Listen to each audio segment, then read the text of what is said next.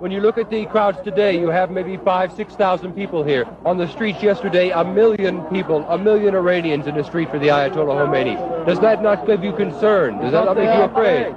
Because they are afraid, yeah, that's right. And most of the people don't say anything because they are afraid. And they are in silence, you know, they don't say anything. Is this the silent majority of Iran out here now? Yes, that's right. Do you want the Shah to return? Yes, Shah, return to the country. What about you,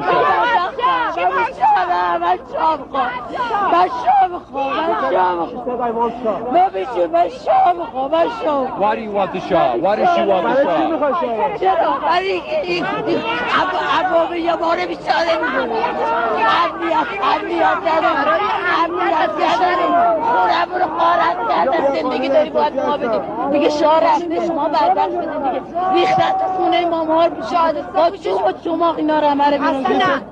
ما شاه میخوایم ما بیچاره این شادی کشتنش حلاله کجای قرآن گفته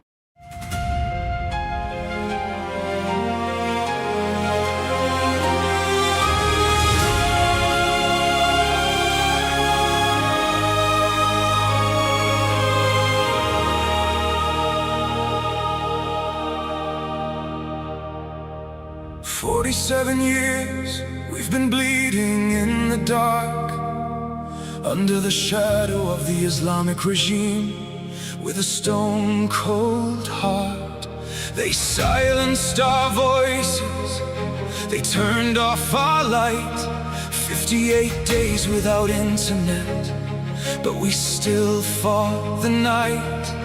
Our children took the streets, they raised their empty hands, and the world looked away. Do you understand? Do you know Europe? Do you know what's been done? Do you know Europe?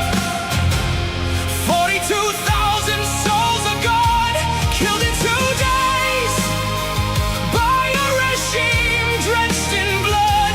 Do you know Europe? Or have you just given up? Do you know Europe? Do you feel anything at all? Or did something break inside you while Iran answered the call? Do you know Europe? 42,000 lives, 2 days, that's all it took.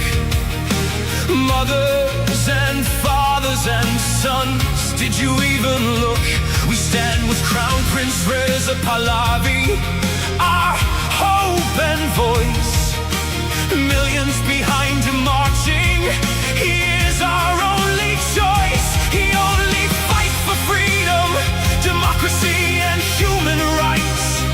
But you mock him in your chambers while he fights for our lives, to pull us out of this darkness, this century-long night, while you sign deals with our killers and call it diplomatic right. Do you know Europe? Do you know what's been done? Do you know Europe? They hang 60, 40 souls one by one, hanged within 4 months by a regime drenched in blood.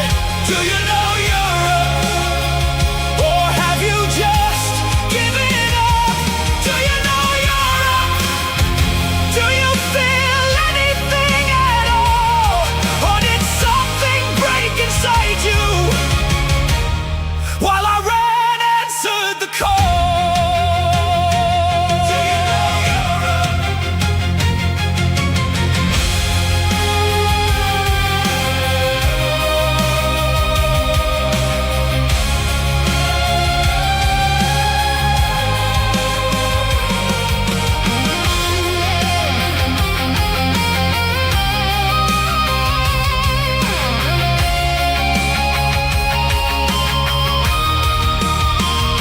What happened to you, Europe? What made you so cold? What turned your heart to stone? while our story went untold. Is oil worth more than blood? Is silence worth the shame? Because while you negotiate with murderers, we are dying, calling your name. Do you know Europe? Do you know what's been done? Do you know Europe? 42,000 souls are gone, killed in 2 days by a regime drenched in blood. Do you know Europe? Or have you just given up? Do you know Europe? We are still here. We are still strong. Do you know Europe? How much longer? How much longer? How long? Do you know Europe?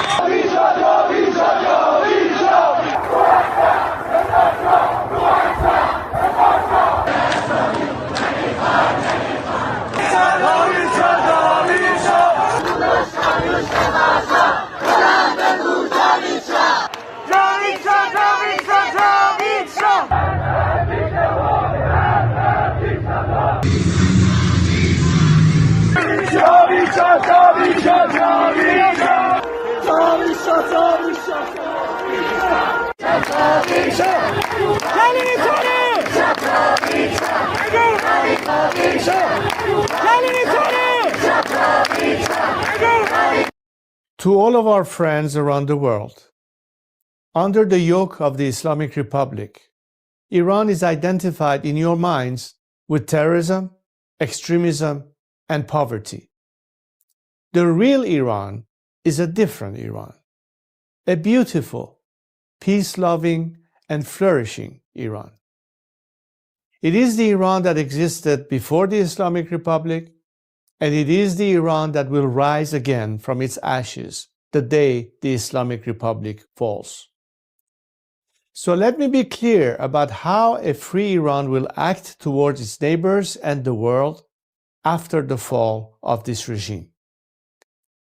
In security and foreign policy, Iran's nuclear military program will end. Support for terrorist groups will cease immediately.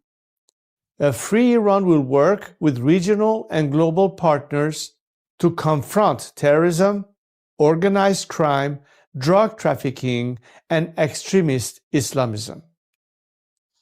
Iran will act as a friend and a stabilizing force in the region, and it will be a responsible partner in global security. In diplomacy, relations with the United States will be normalized, and our friendship with America and her people will be restored. The State of Israel will be recognized immediately. We will pursue the expansion of the Abraham Accords into the Cyrus Accords, bringing together a free Iran, Israel, and the Arab world. A new chapter will begin, grounded in mutual recognition, sovereignty, and national interest. In energy, Iran holds some of the largest oil and gas reserves in the world.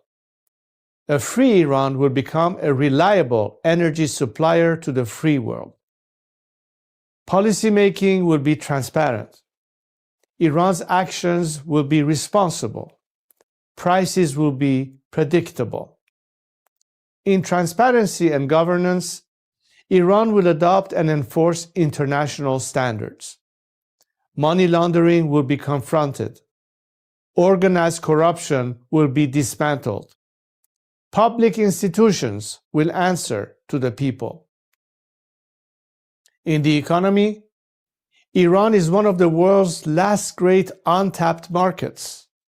Our population is educated, modern, with a diaspora that connects it to the four corners of the world.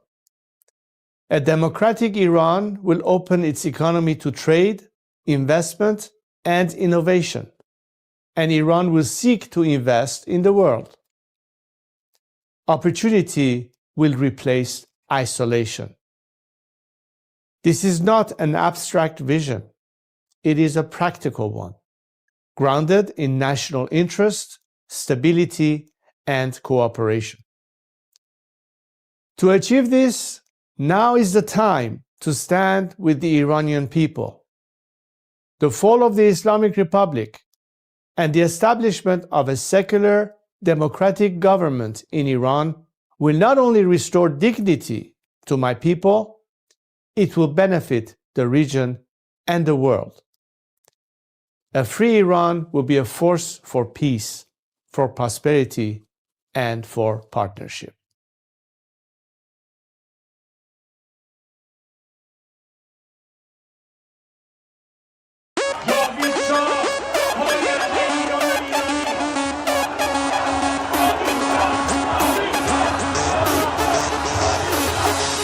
وقتی واسه غم نی گرچه قصه هامون کم نیست همه خسته ایم قبولم ما فرصتی واسه ماتم نیست روشن میشه فردا خورشید سرزمین ما سرم باز و سینه سپر بلند میگم جاوید شاه وقتی واسه غم نی گرچه قصه هامون کم نیست همه خسته این قبولم ما فرصتی واسه ماتم نیست روشن میشه فردا خورشید سرزمین ما سرم باز و سینه سپر بلند میگم جاوید شاه روبروم یه واژه یه هدف به نام انتقامه پشت سرم دعای مادر و تو دستم تفنگ بابامه رو زبونم اسم شاه بگین عشق بی انتهاست هر جا اسم ایران اومد اونجا صدای بچه رضاست فردا می نویسن تو کتاب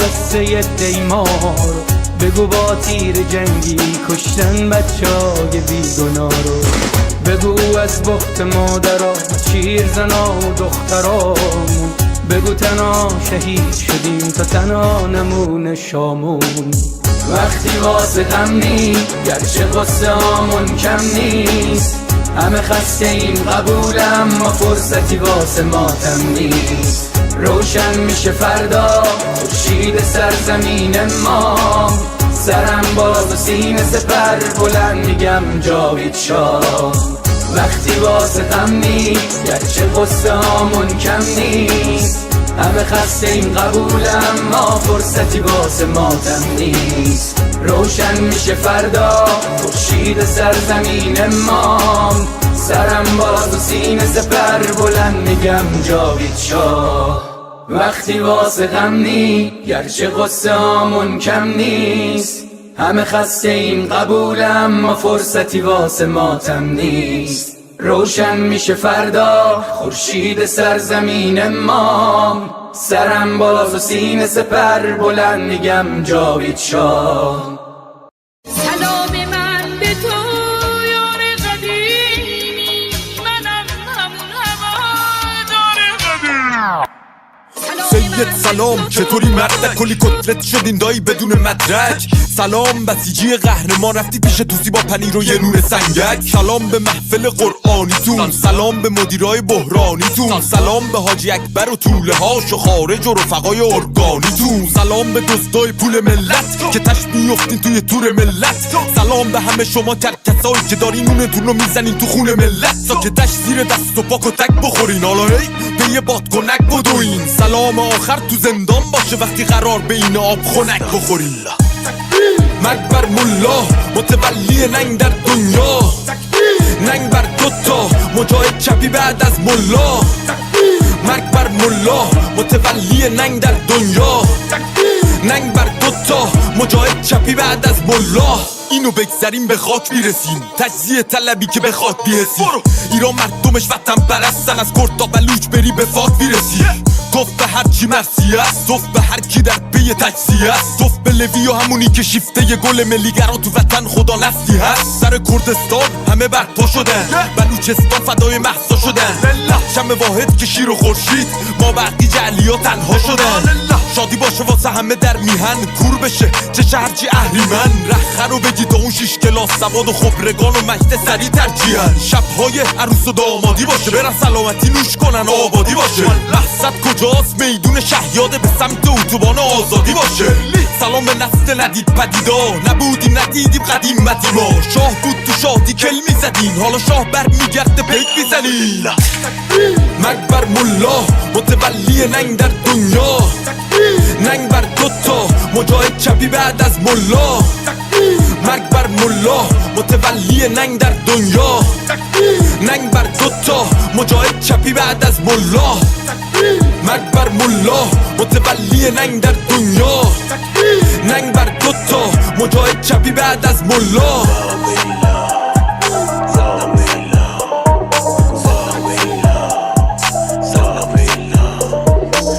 فاهنگ به این خوشگلی با نایده بود اسم این مشخواهن رو توش بیاریم ولی خب لازم بود دیگه فکر کنم با نایده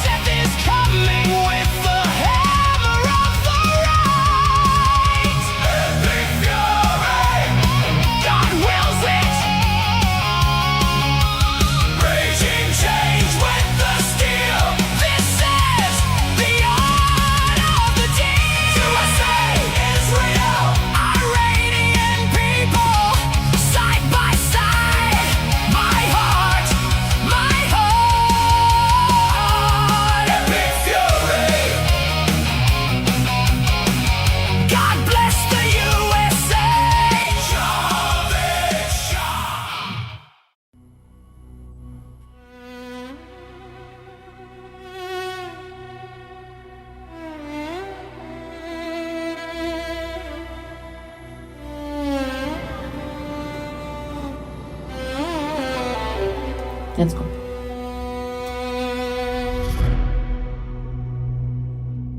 میخوام بگم از دلم، از عشق به این میهنم، به امید روز شکست دشمن شاه برمیگرده به وطن.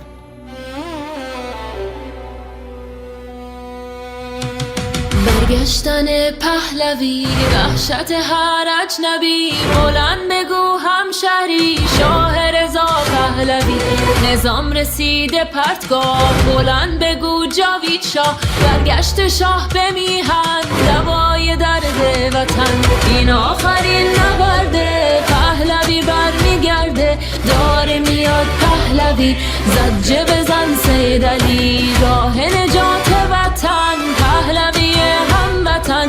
ایران میشه گلستان، شاه که بیاد به ایران. ایران که شاه نداره، حساب کتاب نداره. آخون باید گم بشه، توپ تانک فشفشه. گم شو بیرون اجنبی، داره میاد پهلوی. فریاد بزن جاوید شاه، شعار هر وطن ها.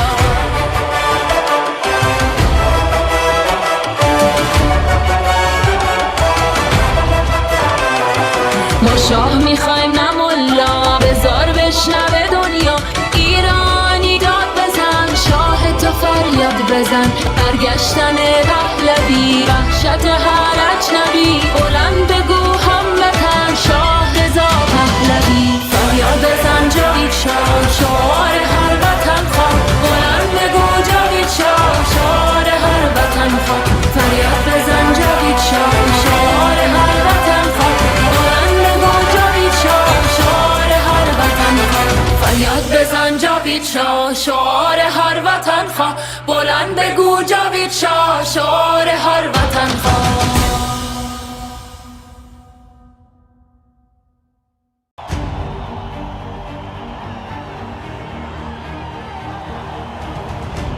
Look at us here today.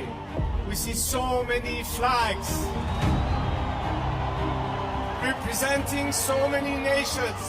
We know we are not alone, and we thank you for being with us. For all people around the world who stand today in unity with the Iranian people, this is not just because it's good for us, and you do it out of compassion and care for our rights to liberty and justice and equality and human rights. But understand that it is in your best interest too to have, unlike this regime that has been propagating terror and radicalism, we the people of Iran are peacemakers and not warmongers.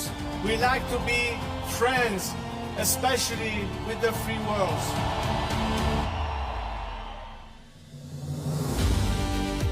We'd like to be able to have the best neighborly relationship with the people of our area in the region, with the Arab countries, with Israel, and all our other neighbors.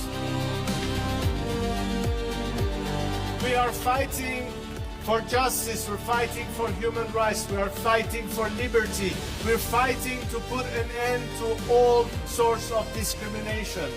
Because as an Iranian, I stand here to tell you that I've dedicated 47 years of my life because I think that my country deserves far better than what we have right now.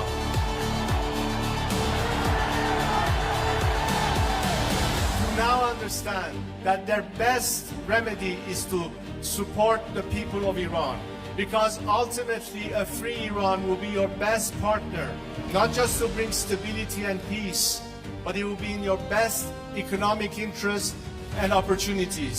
Together we can prosper again, and the world will be so different once the Iranian people are free. I am here to guarantee a transition to secular democratic future. I am committed to be that leader of transition for you, so we can one day have the final opportunity to decide the fate of our country through a democratic, transparent process, through the ballot box and free elections. And let's make sure that this time, especially the free nations of this world and their governments, stand on the right side of history.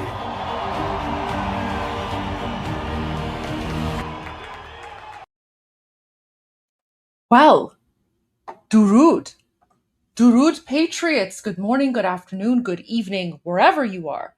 Welcome to day 166 of Iran Revolution Live with your wonderful and amazing host, the one and only Mr. Armin Navabi. Oh, and your wonderful and amazing host, Goldie GHAMARI, the one and only Goldie GHAMARI. Thank you, Armin.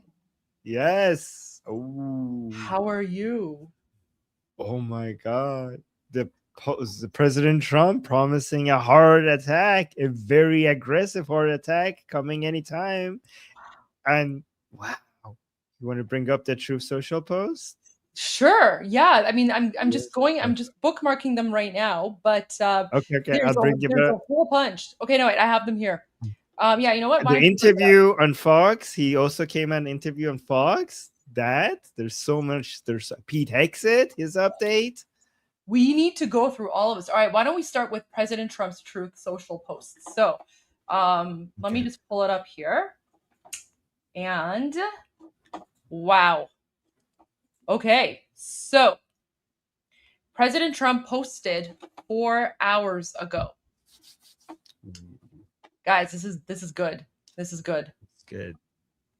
So he says the United States will be hitting Iran, whose Navy, Air Force, radar, anti-aircraft, and all other forms of defense, together with most of its offensive capability, are gone very hard tonight. Which means we're going to get round 3 of Boom Booms tonight. At some point in the not too distant future, we will be taking Kharg Island. I called it. Yep, Goldie, guys, Goldie's always right. She told you way before people were talking about Kharg Island. Goldie told you. Months ago, like yes. At least like a month, 2 months ago, I said that Kharg Island is strategic. So now President Trump is confirming we will be taking Kharg Island and other oil infrastructure points and assume total control of their oil and gas markets, much like we have with Venezuela, which is working out brilliantly for both Venezuela and the United States of America. Thank you for your attention to this matter, President Donald J. Trump. Wow. Tonight. Well, we don't know if they're taking Kharg Island tonight because he says at some point. They're hitting hard, yeah. Yeah, they're hitting hard. So he's confirming 3rd round of Boom Booms, but he's confirming what I said they're probably going to do eventually, which is take Kharg Island. Because if you control Kharg Island, that's basically controlling pretty much 90% of the Islamic regime's oil and gas market. Yeah, and Goldie, it seems like if that happens, this seems like everything was according to a plan that has been in place from the beginning. Like they took out, like they had already planned this a long time ago when they destroyed the military infrastructure in Kharg Island. It was preparing for this. Recent attacks on the radars and blinding the Islamic Republic has been preparing for this. Right? So if this is the plan, then this is a plan that has been in place for a long time. And President Trump has just been talking about negotiations and these people are, they're going to get a deal. All of this just to get to this point, maybe. Well, I mean, like we always said, President Trump is not just, randomly moving military assets and, U.S. military servicemen and women to the region just because he wants a kebab recipe, right? But that's also a factor, though. It's not the only factor. I mean, we do have the best kebab. Iranian kebab is the best. That is true. Yes. But he's not going just for the kebab recipe, right? Not just, yeah. And now he's confirming it. He's confirming that they're going to take Kharg Island, because if you do that, like that's like a huge, an even bigger economic squeeze and chokehold. So that was his post from a few hours ago. Now he has posted a number of videos on his Truth Social from Fox News. I think this is his full interview. Should we just go through it and play it? It would be easier. It's also on YouTube. I think it would be easier for you to manage it if it's on YouTube, no? Or do you want to play it from there? Do you have the full interview on YouTube? Yep. You want me to put it in the private chat? Actually, why don't you share it then? Okay. Now you can pause and make commentary. Okay. Sounds good. Wow. So many updates, and there's a lot of clarifications here from President Trump. So watch this. Well, I'll say it this way, that it's almost an ultimatum now. That there's no more. By the way, this is, I promise I didn't skip the beginning. This is how the video starts. Well, I'll say it this way, that it's almost an ultimatum now. That there's no more negotiation at this point. You went back and forth with them. You gave them 2 weeks. And now they have to take the deal that you have offered them, that you tried to negotiate in good faith, or everything goes and the people can be liberated. Is that what's happening right now? Well, that could happen if we want to keep going. And, you know, the deal is a very good deal. The problem with the deal is that it could be the greatest deal in history. They could wave the white flag of surrender. They could say, we surrender, we're finished, we've had it. The United States is the greatest power. Praise be to Allah. And they could do all of this. They could say it. Oh, he's saying it on the call now. Oh my God. Oh my God. We've read him say that, but now we're hearing it, guys. Look at this. He's saying praise be to Allah. We're hearing it from his own mouth. Oh, okay, one more time. Of surrender. They could say, we surrender, we're finished, we've had it. The United States is the greatest power. Praise be to Allah. And they could do all of this. They could say it loud and clear, and the fake news would say it was a great victory for Iran. I mean, it's the craziest thing I've ever seen. We're killing them. Just killing them. They have no Navy. They have no Air Force. They have no anti-aircraft. You know, we're flying planes over the middle of Tehran, and they have no idea what we're there. We've knocked out all of their radar, all of their anti-aircraft. Much of their missiles, they have probably less than 20%. We think about 20%. Most of their launchers, they have the missile launchers, which are quite important. Their drone capacity is way down. You see it. I mean, it's way down. Their attacks are very minor. They're finished. And yet, the fake news, just like with the election, the fake news is out there saying, wow, Iran is doing just so well. Trump is doing terribly. I watched it yesterday, one of the shows for 5 minutes. I haven't seen the show in a long while. This fake Joe Scarborough talking about how well Iran is doing.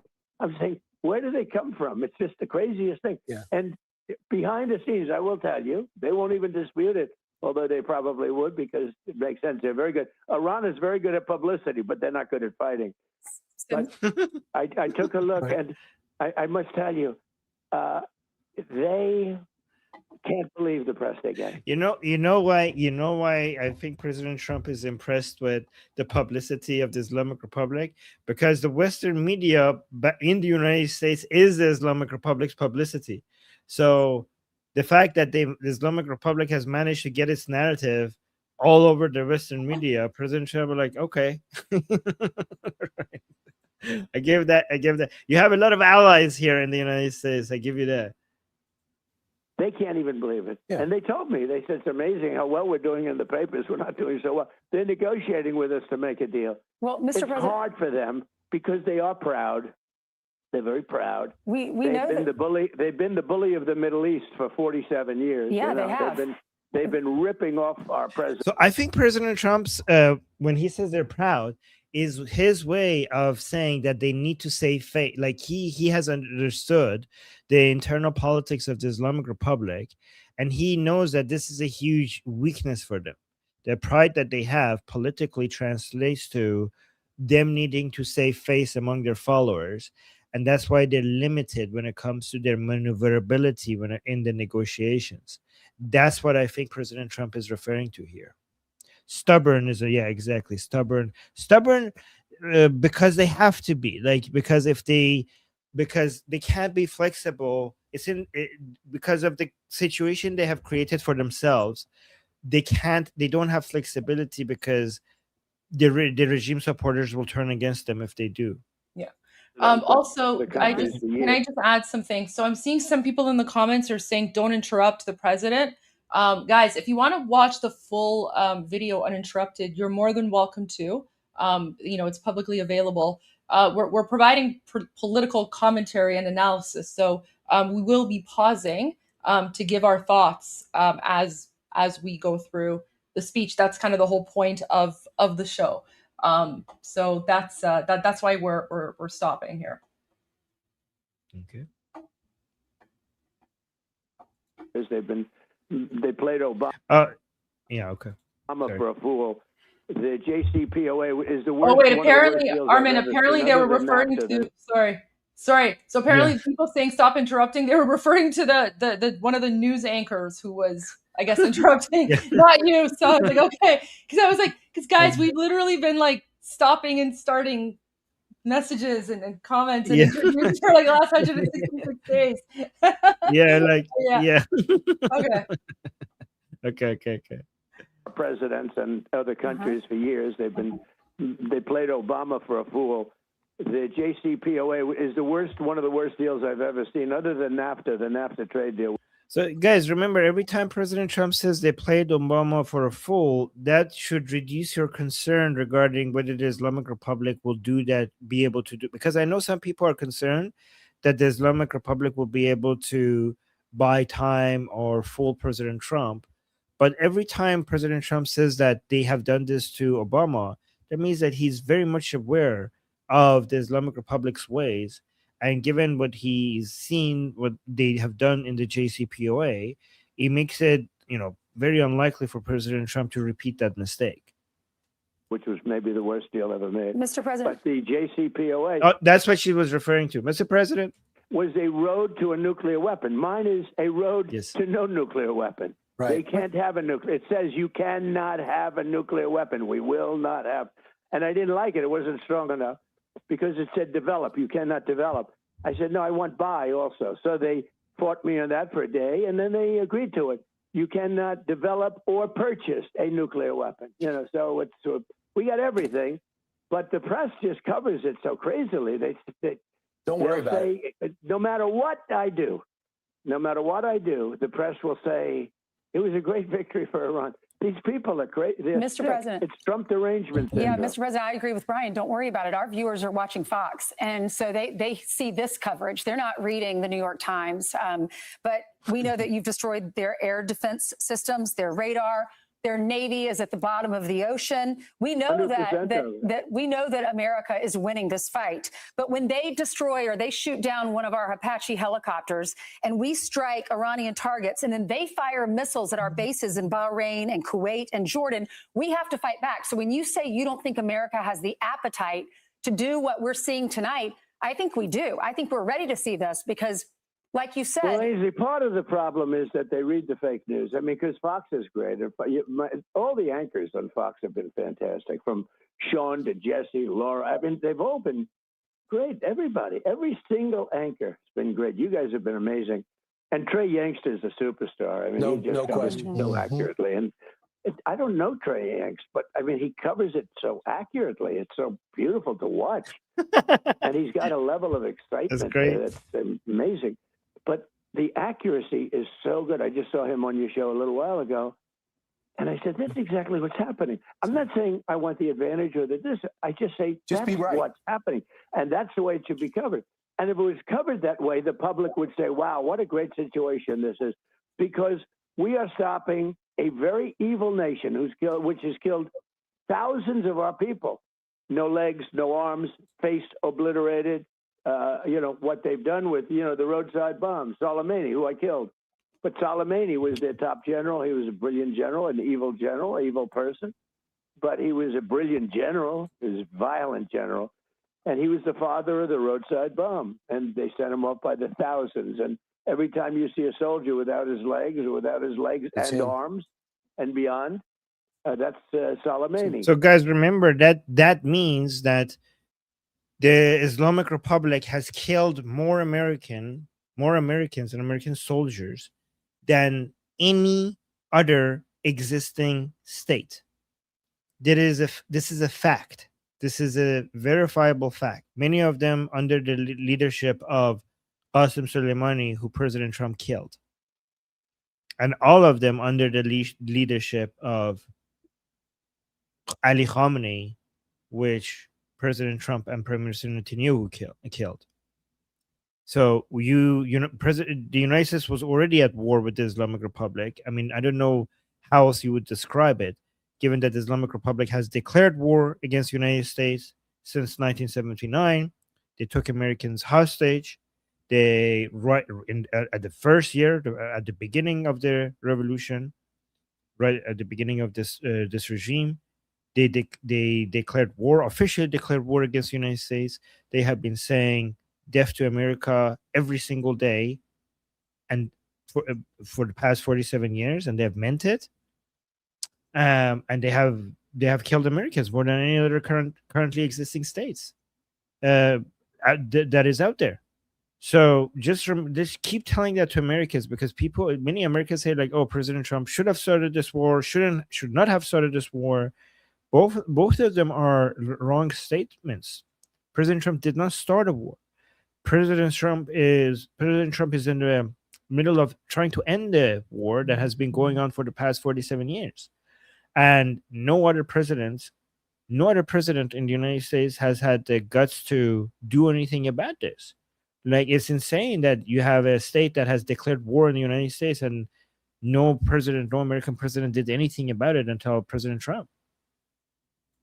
So 95% is Soleimani.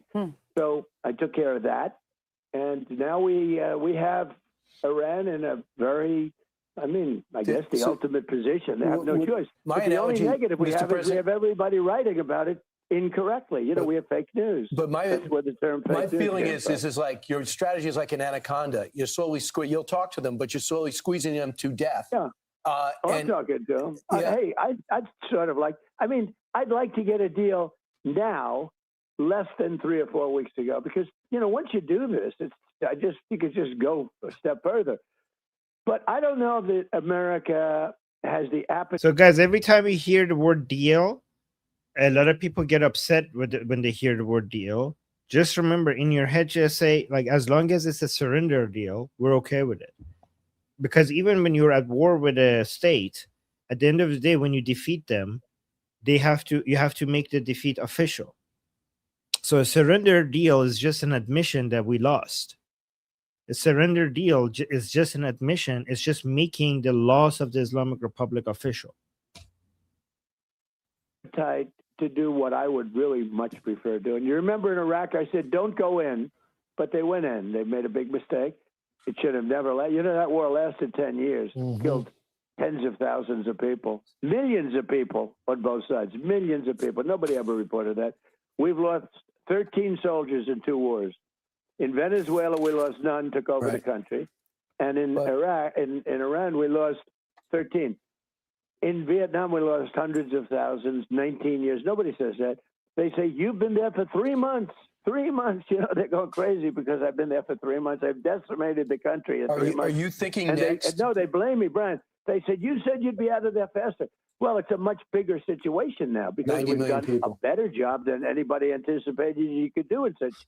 Look, we were in Vietnam 19 years, and we didn't do the job because we didn't have the right leadership, to be honest. That would have been, if it were me, I would have had that war done in 3 months, 4 months. But victory here would be total capitulation. And the one thing you brought up yesterday is it's going to be bridge and power plants next. Is that next? Yeah, but I'd rather not do it because once you do that, the people suffer. Like I heard you. See, this is what we have been telling you. President Trump really, one reason why this takes longer is because President Trump really wants to leave the infrastructure for the Iranian people. I know many Iranians would like President Trump to just get it done with. And they say, like, you know what, the infrastructure, if it has to be destroyed, let it be destroyed because we can rebuild it.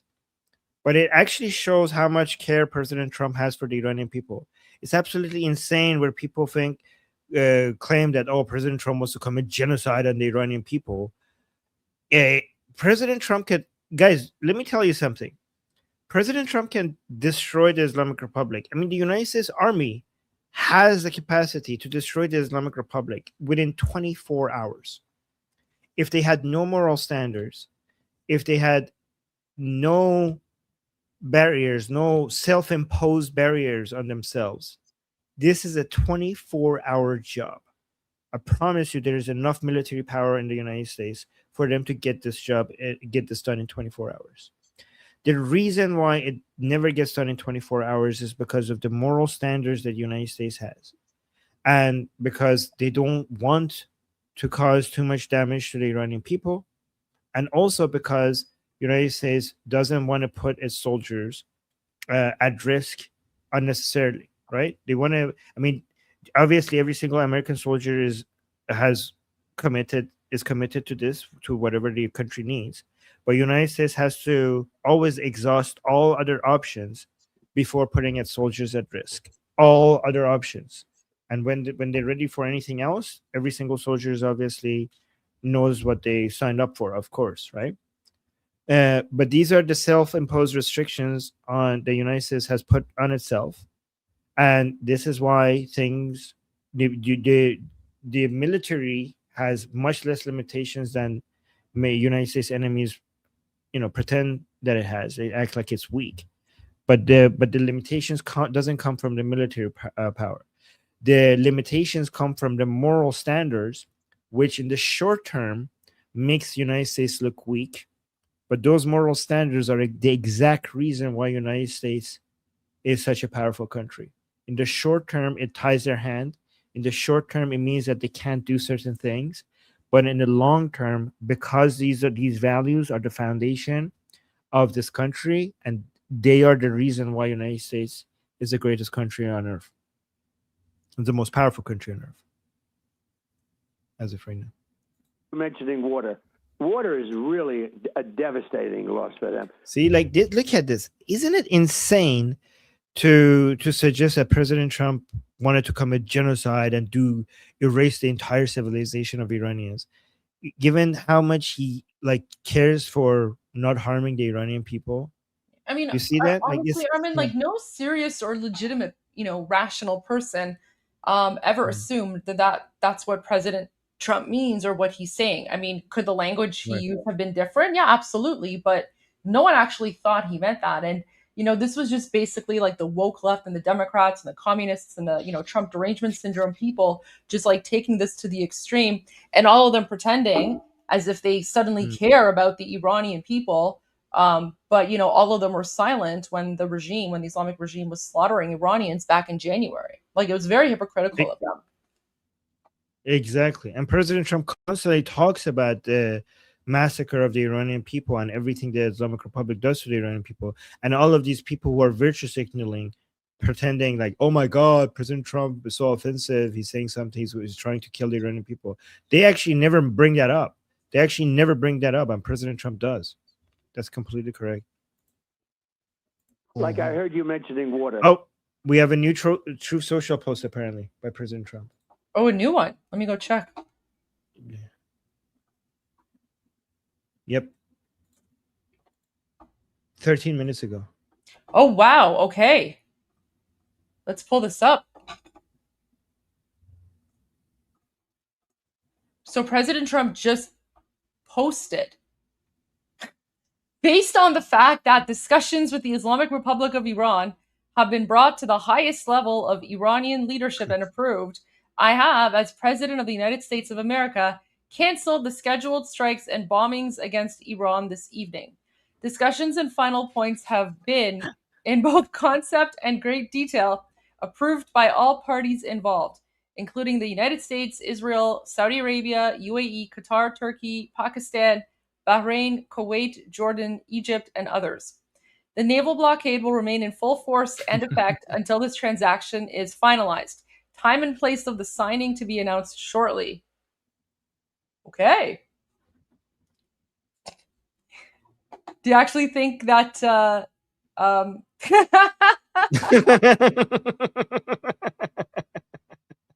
There we There we go again. Do you actually think that that President Trump, or like, I mean, not President Trump, do you actually think that that the Islamic regime is going to sign a surrender deal? In Because 24 hours? President Trump said that, you know, he basically wants a surrender deal, right? Yeah. Well, not yet. I mean, they have to. I don't see it happening anytime soon. But this is the roller coaster that we're all on. Wow. Oh, wow. I do think that they got a message begging, you know, to President. I think President Trump has his own timetable, right? And he doesn't want the Islamic Republic to change its timetable. And everything is already going to be, you know, he wants to basically go back to the timetable that he has. And every time it escalates, it scares the Islamic Republic, and the Islamic Republic comes to the table begging. And President Trump uses that begging as a reason to go back to the timetable that he already has. That's what I think is happening. What do you think? Well, I mean, there is that 60-day deadline that President Trump gave back, I think sometime in April, and I think we're coming up to that 60-day deadline. Oh, really? I thought it was over yesterday. Maybe I'm wrong. Yeah, okay. Was it over? I don't know. I don't know. When was the? Right. Well, I'm not sure. Let me because I think I saw it on Iran International. Let me bring it up. Do you have like when he says the 60-day ultimatum? People are saying it's over today. Oh, yesterday. Or depending on where you are in the world, it's either today or yesterday. Okay. Yeah.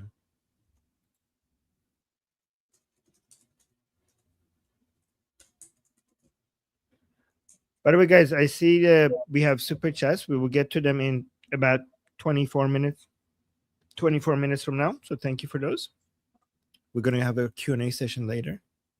Should I play the Larsa President Trump's this call while you're looking into that? 12. So it says, so April 12 is when the 60-day clock officially began. So if we do like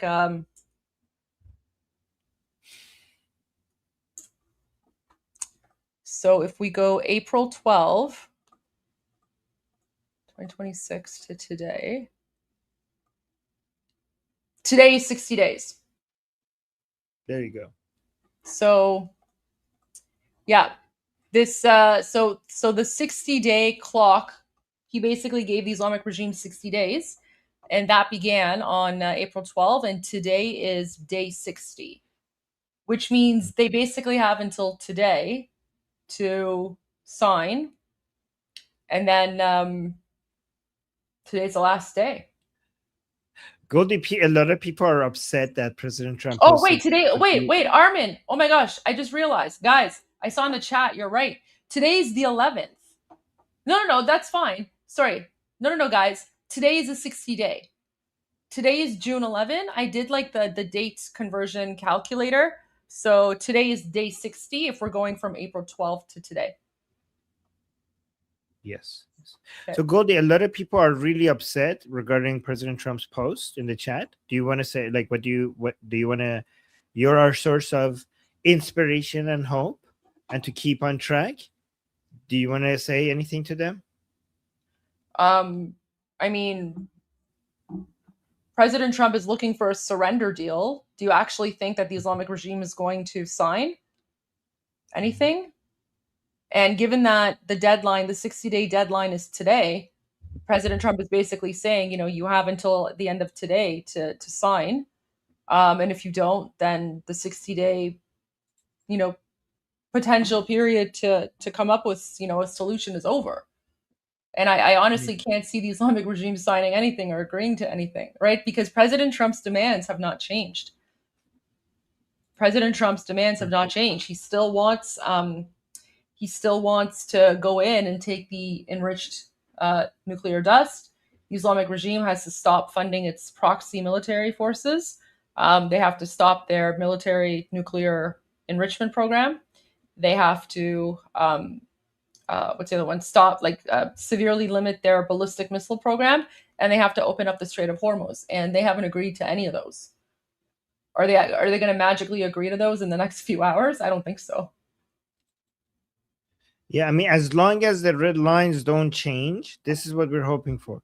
As long as the insistence is, for example, on the enriched uranium leaving Iran by America and Americans coordinating that and being involved in that, that would still be a surrender deal. So I hope President Trump's red lines of what would be an acceptable deal that makes it a surrender deal does not change. Because if it does not change, either the Islamic Republic will not do that at all, or if they do, it's basically the beginning of their end.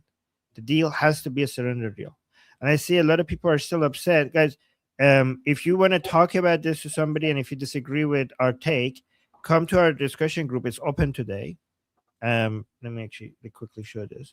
Our discussion today is open to everybody. You can see it's open today. If you come join our discussion group, you could come and disagree with us over there, and we could talk this over with each other. Right? So the link is in the chat. Goldie, should we go back to the finishing the call with President Trump? Okay. Yeah, well, because he says a lot of really important things in the call that are very relevant. And I have some really important updates as well that I want to make sure that we get through before we go to the Q&A section. So let's just do that. Water is really a devastating loss for them. I could do that in 1 minute. They knock out the. What is your message to the Iranian people? But the problem is the people won't be able to drink water. I mean, what are they going to do? But what is your message to the Iranian people, Mr. President? They now have the internet. Well, my message to the Iranian people is they're afraid because they have no guns, and the other side has guns, and they have a rally and they get shot. They hung the wrestler and his two friends. They hung him from a crane, believe it or not, violently. He was a very top wrestler, and they hung him. They've killed at least 40 to 50,000 people. And the people are afraid. You know, when you have a machine gun staring you in the face, or when you have 4 snipers on 4 different buildings shooting people in the head, it's hard to have a rally, okay? It's not a rally that, are you going to get them one weapons? goes down, another, 3, 4 people laying. He's asking, are you going to give them weapons? What is he going to say here? Laying down alongside of you with a bullet in their brain. And they run. I can't blame them. Who's going to blame them for that? So can you get them weapons, Mr. President? Can you get them weapons? Provide air cover? Well, we actually sent them weapons, and we were very disappointed by the Kurds, to be honest with you. The Kurds let us down.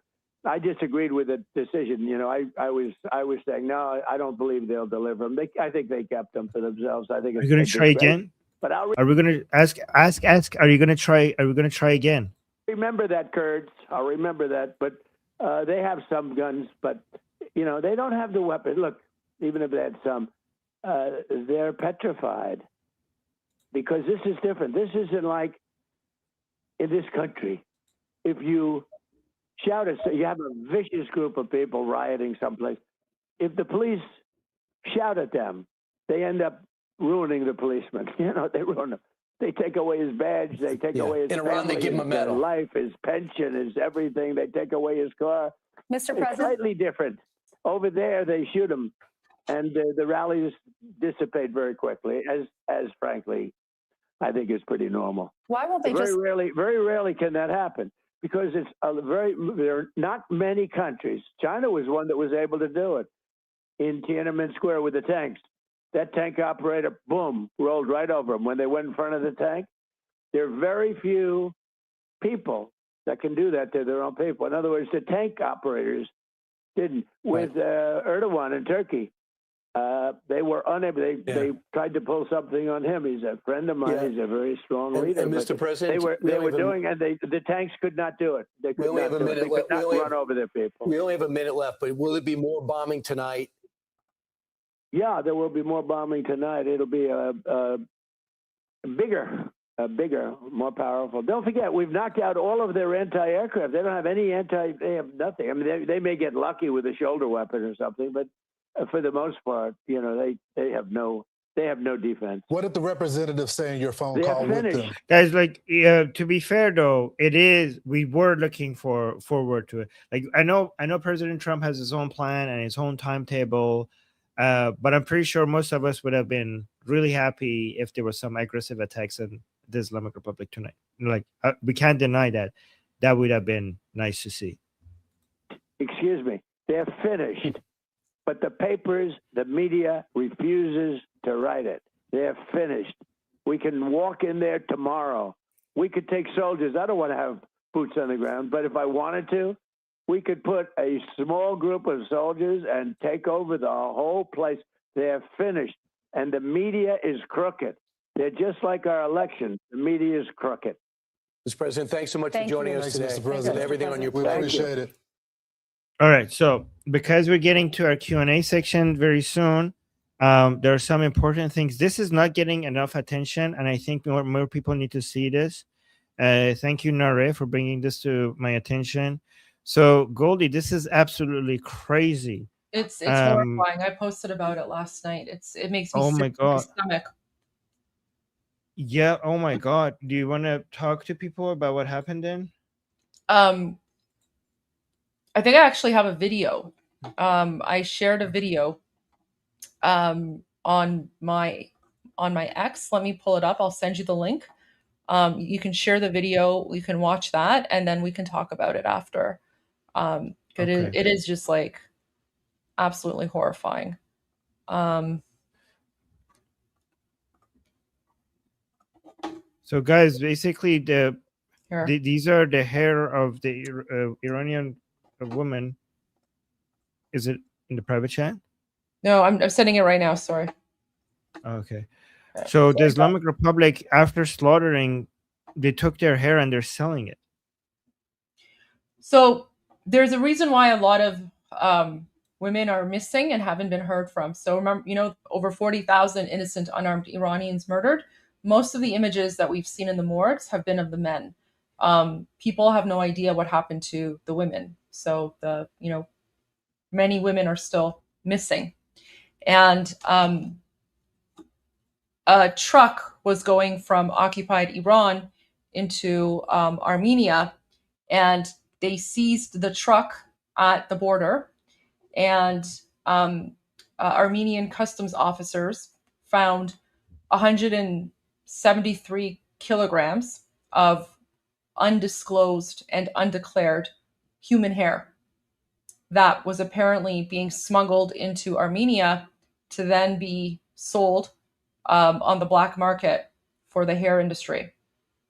And this video that we're about to watch, the person making this video is pretty much explaining that in the last few months, there has been all of a sudden a very, very huge increase in the hairstyling market industry of Iranian hair.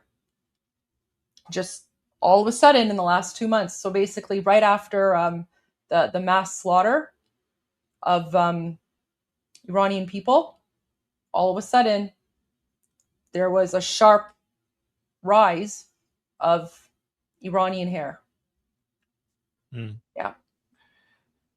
So Okay, let's play this. I've been a wig maker for nearly 15 years. So you can imagine that I have gone through every avenue of sourcing hair. The generic regions where hair would come from is Indonesia, Asia, and then you'd see European, and Slavic is actually kind of newer in at least the US space. And what I've been noticing as of late is a massive, not just a couple ponytails, but a massive influx of Iranian hair. And normally I wouldn't think much of this, but my husband is Iranian and we have been keenly aware of what has been going on in Iran. So in January, for those of you that don't know, about 40,000 Iranians were killed by their own government. And one of the many things that the government did was force the families to pay $4,000 to get the bodies of their dead family members back, and then make them pay for the bullets that killed them. And that just scratches the surface. So when I zoom out and think about this, this is all way too coincidental. So here's what we know. 1, a lot of Iranian protesters were killed in January. 2, we know that the government of Iran was using corpses to make money for the regime. And then 3, about 4 months later, we get a massive influx of Iranian hair in the US. No? And we all know that the ethics of hair sourcing has always been up in the air. So This one's just feeling a little too close to home and a little too sus for me. Let me know what you think. Am I crazy? Okay. I'm going to show another video now. Thank you, Goldie, for that video. And thank you guys for, guys, please share this. More people need to know about this. But this video, I don't know, it's a bit disturbing and it comes with a warning. I think there's just some scars. It's not, I don't think it violates YouTube community. So, should I share this or should I just read the caption? I mean, you can share it. It's new. Okay, so guys, there's a scar here, so just letting you know before we play it, if you don't want to watch. I'll tell you when it's safe to come back. Okay, so I'll read the caption for people who don't want to watch. A video received by Iranian International shows an injured protester shot by security agents during the nationwide revolutionary of January month of January, with a bloody foot and in a weak voice, still chanting Javid Shah. So look at this. This was in early January protest. This person was injured in the protest, and still, even after being attacked like this, he's still shouting. This is back from January, right? But the video just surfaced in the middle of the Lion and Sun Revolution. Watch this.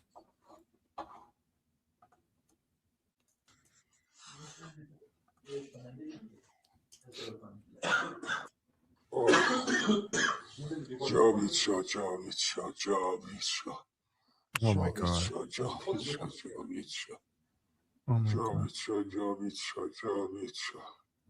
Wow. Wow.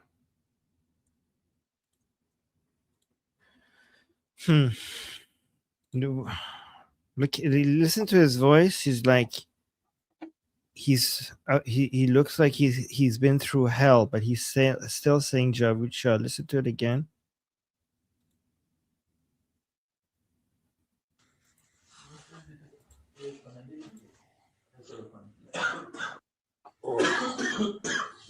Javid Shah, Javid Shah, Javid Shah, Javid Shah, Javid Shah, Javid Shah, Javid Shah, Javid Shah, Javid Shah. I'll put the link to this in the chat, guys. I saw somebody asking for it, so I'll put the link to this in the chat. Thank you for wanting to share this.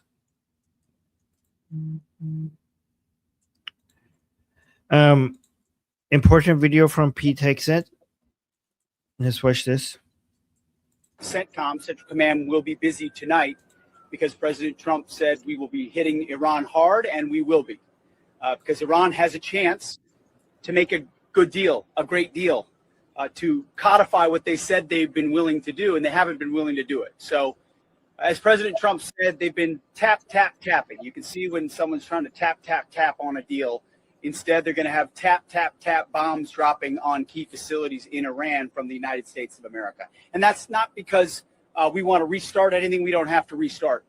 It's because the War Department is prepared to set the terms to ensure that we get the kind of deal President Trump expects. CENTCOM, Central Command, will.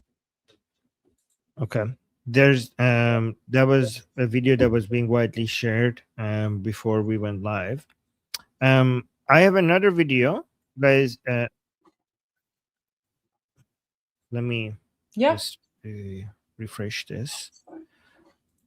Okay, so Goldie, should we play this? It's not the full interview, but it's 3 minutes yeah, of course. Yeah? Okay. Let me know if I'm getting any better or not. Okay, so I'll just play this. I was on, guys, I was on OAN asking for some updates. So let's see if I have, you guys let me know if I've improved at all. Yeah, let's watch this. What do they mean when they say they're going to expand their responses to the Red Sea? Well, the Islamic Republic, first of all, thank you for having me. The Islamic Republic has been threatening that for a while now. at the Bab al-Mandab, closing at the Bab al-Mandab. The Houthis have been not responsive to the Islamic Republic as much as before.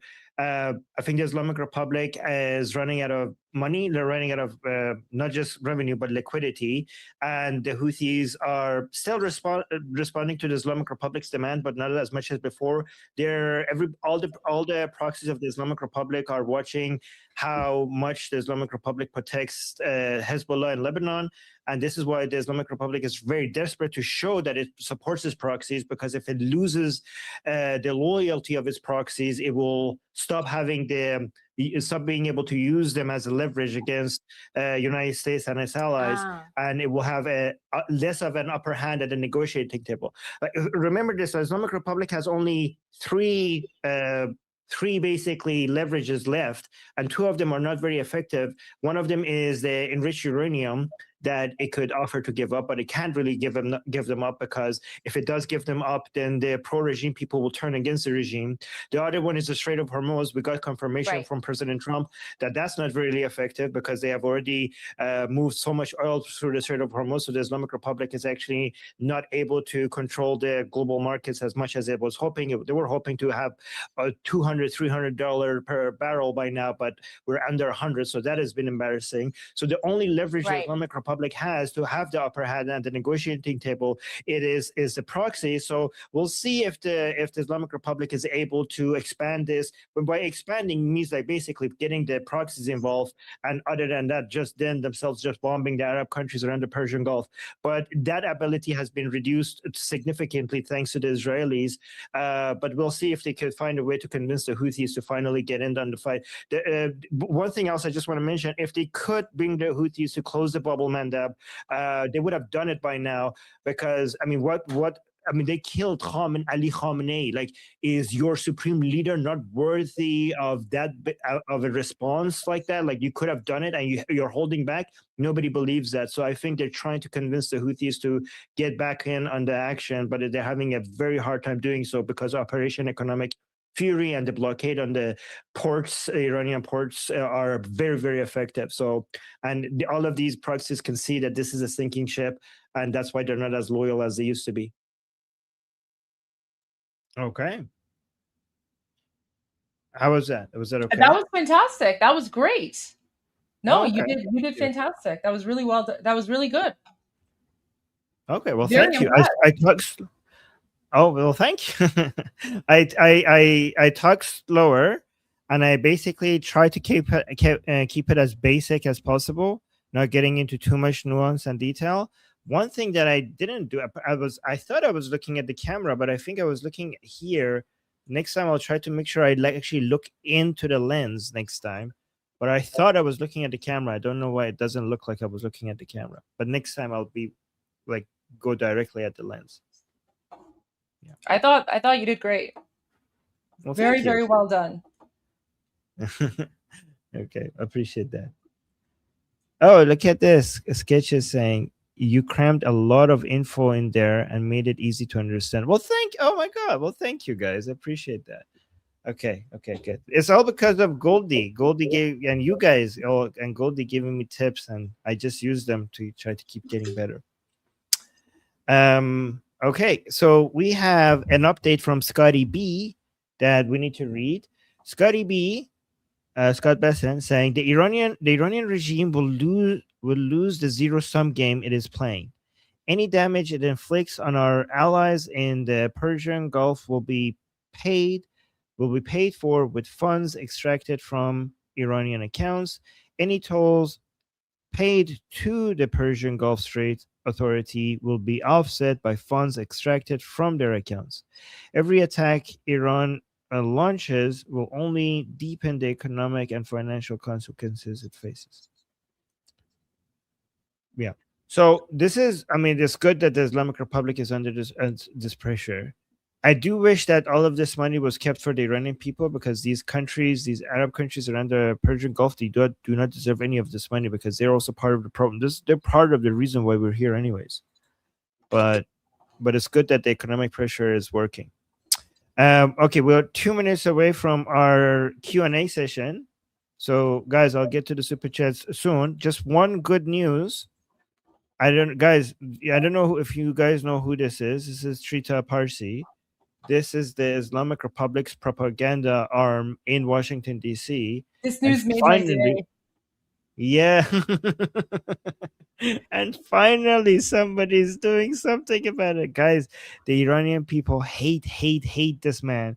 And they also hate the Democrats for and the progressive left for being so close to this person. Guys, this man is responsible for NAYAK, the organization. This guy's the bridge between for years has been the bridge between the Islamic Republic propaganda and all of the BS that you hear in the United States that is a mirror of the propaganda of the Islamic Republic. You know, when you watch a lot of podcasts and YouTube videos and news channels, mainstream media, and you hear like, why are these people repeating the Islamic Republic narrative? This guy is the reason.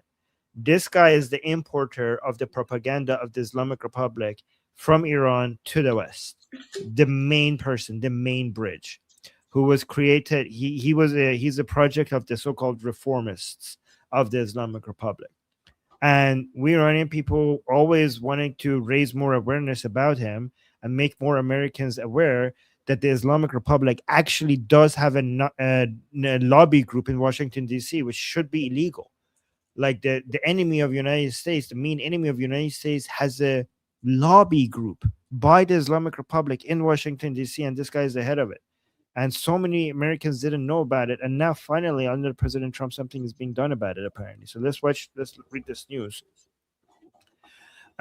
Yes, exactly. This is actually, this is a good summary. Texas Troop is saying Trita Parsi is a walking Al Jazeera. Perfect summary. Perfect summary. That's great. Fantastic. Thank you. That's you know what? I should have just said that. I don't know why I worked so hard explaining all of that. I should have just said that. Right. Anyway, let's see what happened now. So, Free Press reported, citing some individuals in the Trump administration, that the U.S. State Department has launched an investigation into Trita Parsi, founder of NAYAK. Boo, guys! So, NAYAK bad. The competitor to NAYAK is Nufti. Nufti is pro-American, pro-Israeli. Team of Princes of Pahlavi, which basically tries to undo everything. NAYAK is basically the arm of the Islamic Republic in Washington, D.C. So founder of NAYAK, and guys, this is why we hate the reformers, because this is the project of people like Zarif and Rouhani in the Islamic Republic, who are supposed to be the reformers. Founder of NAYAK and executive vice president of the Quincy Institute, and may take steps to revoke his green card and deport him from the United States. Guys, one thing you have to understand that is within the Islamic Republic, the so-called hardliners, their language is more Islamic. The so-called reformers, they have learned the language of the left. They have learned the language, so they're anti-capitalism. Right, guys, the Islamic Republic has learned that anti-capitalism works against America and against Israel. So they're anti-imperial, anti-capitalism, anti, anti so-called anti-racism. All the they even use the LGBT and narratives to come and infiltrate into American politics, right? So the reason why so many leftist people like the so-called reformers of the Islamic Republic is because the so-called reformers have learned the language of the left. They have learned the language of the left. Yes, this is a good summary. Basically, anti-Western. Anti-capitalism is basically anti-Western. Anti-imperialism is just their code for being anti-West. So they have. So it doesn't have to be. The reformers have learned that to have influence in the United States, they have to put the Islam language aside, and they have to speak leftist. They have to speak anti-Western, right? And then it says, according to this report, Parsi and those close to him clearly view the State Department's investigations as a serious threat. Free Press added that Laura Loomer, CEO of the Quincy Institute, told the think tanks, what really? the think tank's staff and financial supporters in April that the chairman of the institute's board of directors had agreed to her request to fund legal costs in preparation for a potential deportation attack against Trita. Well, that's fantastic. According to this report, the Quincy Institute is in the process of hiring an immigration lawyer who has recommended immediately preparing an emergency. Well, how do you pronounce this, Goldie? An emergency what? What is this? Habeas petition. Habeas. What does that mean? It's a Latin term. Basically, it's like a sort of like a Hail Mary. It's basically Okay. it's basically just like a last minute petition, like a emergency. Think of like an emergency petition, Oh, okay. like So a an last resort type emergency, of thing. last resort, okay. Emergency habeas petition for him, so that in the event of Parsi's sudden detention by immigration authorities, the petition will be ready. Free Press added that the CEO of the Quincy Institute attributes at least part of the government security scrutiny of Parsi to the activities of Laura Doomer, a right-wing activist whose online attacks target individuals she believes are not loyal to the president. Well, this is a bad framing of it. They're not loyal to United States, and not loyal is basically putting it mildly.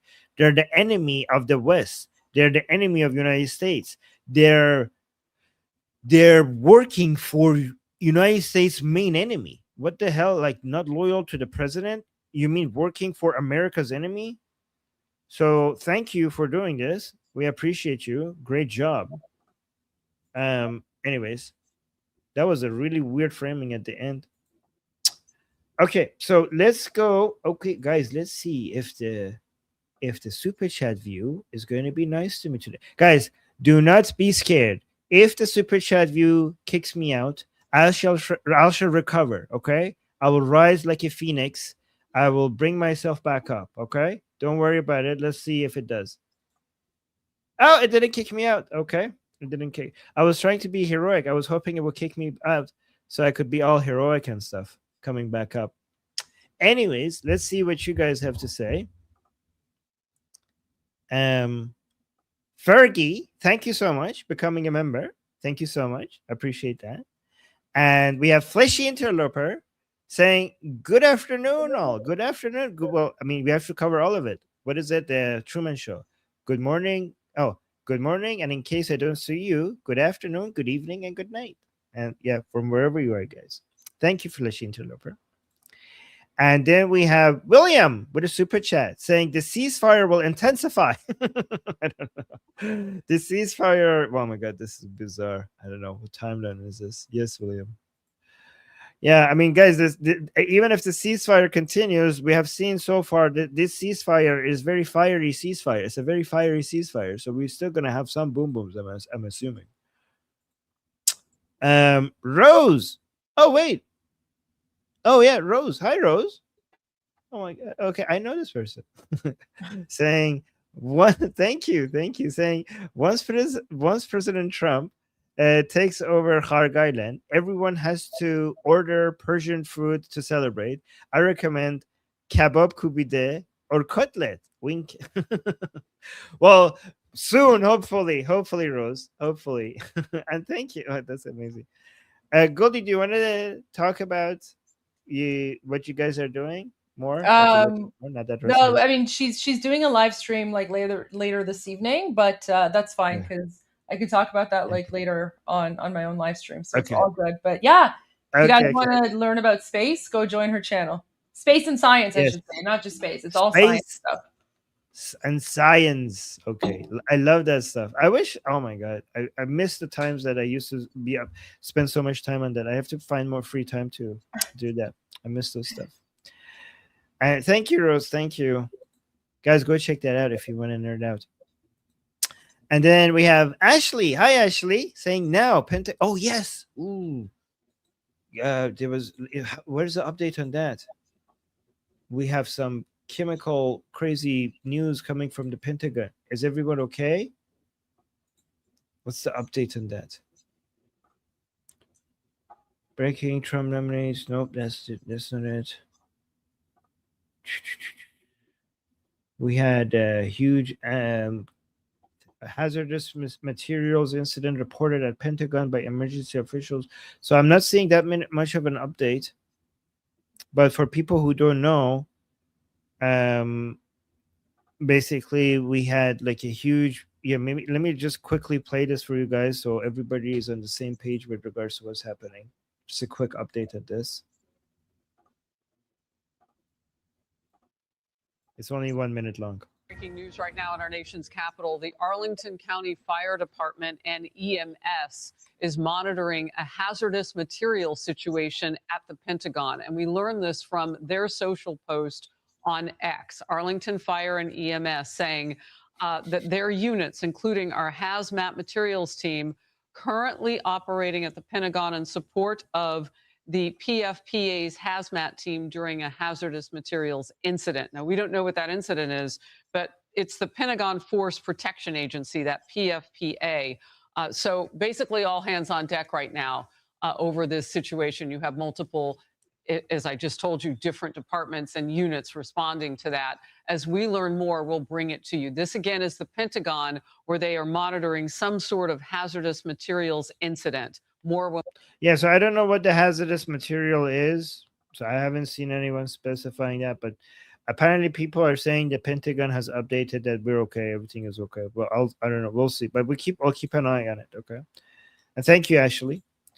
And then Fleshy Interloper saying, I am deal phobic. I understand. I understand.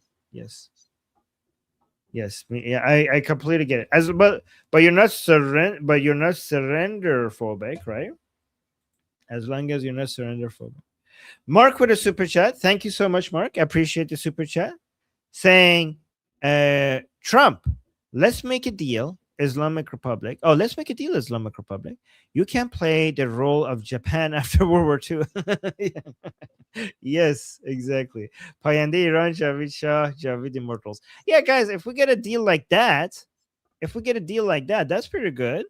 That's pretty good. We should get a similar deal to what Japan had to agree with after World War II. And then we got Atki with a super chat. Atki, thank you so much. Saying anytime Trump says he'll do something on a specific day and time, it's likely he'll pull out because nobody announces military strikes. You know what? Actually, that's an interesting, that might be a pattern that we have to pay attention to. You're right. Like the attacks usually happen when this is like when it's a surprise, when there has been no specific announcements of when exactly it will be happening. So whenever you're right, maybe you're right. If it's too specific regarding the timing, maybe it's just a negotiating tactic. No, it's not. People are saying no. Not every time. Okay, Amir is saying no, Armin is not. Okay, I'm just saying let's pay attention to this. Well, actually, you know what? If we could see the pattern, then the Islamic Republic will see the pattern as well. So you're right. Maybe there is no pattern. Maybe there is no pattern at all, and that works for President Trump because if there's a pattern, then it's predictable. If it's predictable, then you're not confusing the enemy. If we can't figure out what President Trump is doing, don't get frustrated. You have to say, well, it's good, because if we can't tell, like if we could tell, then the Islamic Republic would be able to tell as well. It's an advantage for President Trump to be unpredictable. That's a good thing. We should want that. And then we got another super chat from Danny. Thank you so much, Danny, for the super chat. Saying, don't you think Trump maybe gave up on some demands? Well, I mean, I don't see any signs of it. I don't see any signs that he is, every time he speaks, he seems to be doubling down on his. If he is, then we're not seeing it. Like nothing is impossible, but I'm not seeing any signs of it. So that's why I'm not going to assume it unless there's any evidence for it. So no, I don't. So the answer is no, because I don't see any evidence that he is. In fact, I do see evidence to the contrary. Again, nothing is impossible, But if we go based on the evidence that we're saying, he is not giving up on any of the demands, and he's doubling down every time he speaks. So far, at least. Yeah, but good question. And then we got another super chat by Mark. Thank you so much, Mark. Is saying Sunday is President Trump's birthday. Yay! Happy birthday, by the way. Yes, okay. Sunday is President Trump's birthday, by the way. Wouldn't a complete surrender be a nice gift from the IRGC? Unfortunately, they don't see it that way. So if they did, they might have given him a gift. But yeah, I don't think the IRGC operates based on that. But yeah, it would be nice. It would be nice. The timing would have been nice. Who That Nation Gal is saying, hey Armin, which victim card you like best? Oh wait, did you send it to me? Oh, you sent it to me. Where did you send it to me? On Discord, you said, or on let me actually check it right now. Sorry. Send it, email it to me, these things. No, I don't see it. Armin doesn't usually check the Discord, so the best way is to email him the images that you made. Yes, can you email me? My email is on my here, let me show you. My email is right on top of my X account. Here. I'm sorry. I don't even see it. I'm not even seeing it in my Discord. This is not it. Wow, I have so many unread messages on Discord. Holy crap. I don't even know how to find it. Yes, please just go to my X account, or just my email is just armin.navabi@gmail.com. Is that okay? Sorry, I apologize for not seeing it yet. Yeah, what's it? Okay. And then PC, thank you so much for the super chat saying, hi, Goldie and Armin. Well, hi. Hi. We are hello. hi. Hello. We are in Germany, but using my 5G, just saw a sign free Iran. Oh, but my 5G dot. Just saw a sign free Iran with lion and sun flag and Israeli flag. Okay, look at that. Well, that's a nice sight. Did you take a picture? That's a beautiful sight. I'm glad. Thank you for Look at this, sharing guys. that. Yeah, thank you for sharing. Like, look how widespread, guys, our movement is. We're like everywhere. We have taken over, and look how successful the Iranian people have been in advertising their not just their demand to destroy the Islamic Republic, but also their bond with the Israeli people. It's now globally known. That's a very successful movement right there. And then we have Noah, the Persian American. Noah saying, I really wanted more boom boom tonight. Oh, sorry, no, I'm sorry. You might And have to me wait until too. tomorrow night. Yeah, we have to wait. Maybe. I'm so sorry. Come talk about it. I know you're gonna be there later today. Let's come talk about it. We'll see. Yeah. And guys, by the way, if you are upset and angry with this in our discussion group, it's okay to come express your frustration, but don't be insulting to President Trump, because that's not going to help. So if you could come and express your frustration and you could make your arguments for why this is bad, as long as you keep it respectful, okay? But we're open to hearing your arguments in the discussion group. And then we have PC. PC, thank you so much for the super chat, saying, Armin, Germany is nicer than Starmer. What? It has not recognized Palestine. Mom's mom was German, Ashkenazi Jewish. Yes. So Germans are on average. Well, I mean, Germany is very pro-Israeli, and that's because they're kind of ashamed of what Germany did during the, with the Holocaust and World War II and Nazis. I appreciate Germany being pro-Israeli and being anti the Palestinian cause. I appreciate that. They do overcorrect to the woke progressive side a bit too much sometimes, and at least some of the people do. There is some overcorrection, but that part of it I appreciate. Germany, that part I appreciate, that part. But yeah, they have, the problem is that they are letting a lot of anti-Israelis into Germany, so I don't know how long this is going to last. Okay, so all of the people who have migrated from Islamic countries into Germany, eventually that's going to have a lot of these are going to turn into voters, and these votes eventually will have its impact. And I don't know long term if this is going to last long term. Yeah, PC is saying yes, true, but yeah. We have Noah again, the Persian American. Love that username, by the way. Saying, will the U.S. government shut down NIAC? I mean, they should. It's illegal. It's a proxy of the Islamic Republic. I don't know why they haven't been shut down already. Goldie, why hasn't NIAC been shut down already? Isn't it an illegal? Isn't it a proxy of the?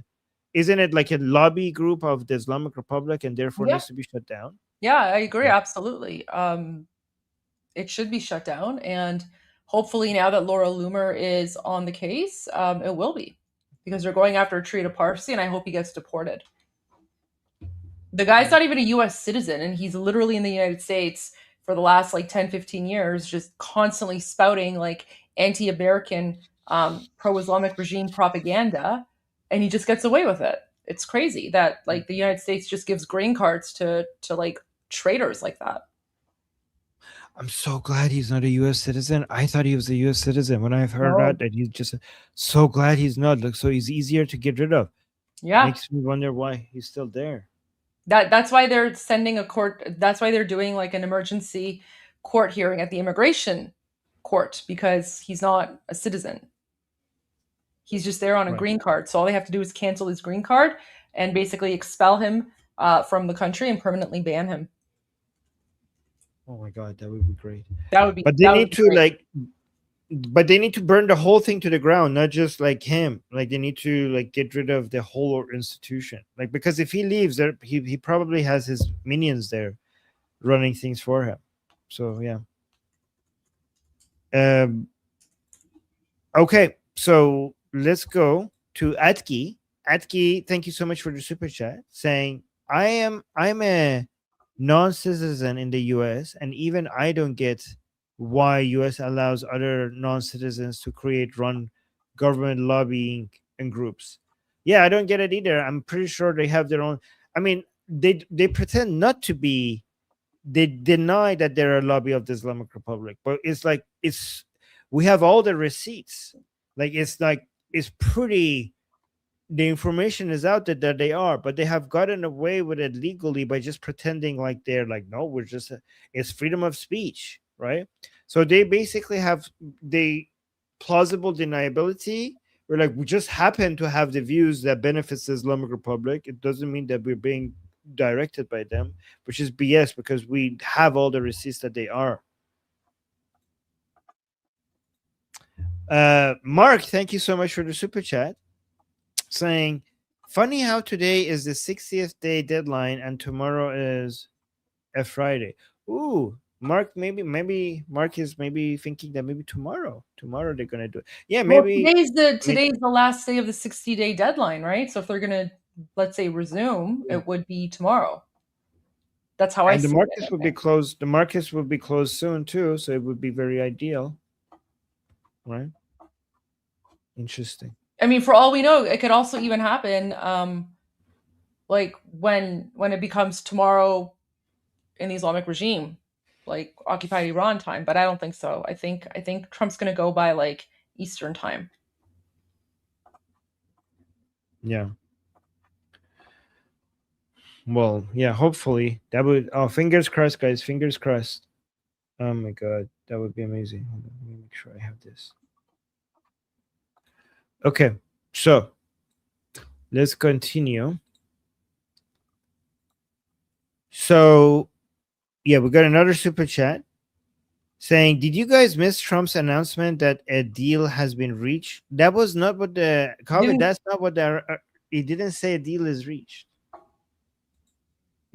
Should we read the post again? Yeah, maybe bring it up. Okay. here. So let's read this again. Okay, so let's read this carefully together, okay? He's saying, President Trump saying, I am pleased to announce, no, not this one. There we go, this one. He's saying, based on the fact that discussions with the Islamic Republic of Iran have been brought to the highest level of Iranian leadership and approved, he's talking about Mushtaba here. I have, as President of the United States of America, canceled the scheduled strikes and bombings against Iran this evening. Discussions and final points have been, in both concept and great detail, approved by all parties involved. Okay, so the final points are being discussed. This does not say that there's a deal, including the United States, Israel, Saudi Arabia, UAE, Qatar, Turkey, Pakistan, Bahrain, Kuwait, Jordan, Egypt, and others. The naval blockade will remain. So see, like, the naval blockade will remain in full force. That means that there's no deal yet, or ever. And if in full force and effect until this transaction is finalized. So look, nothing has been finalized. Time and place of the signing to be announced shortly.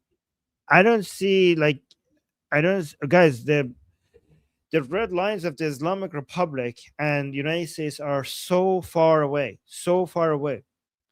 So I don't see this happening unless the Islamic Republic is completely surrendering, or President Trump is just giving up on his red lines. Which one?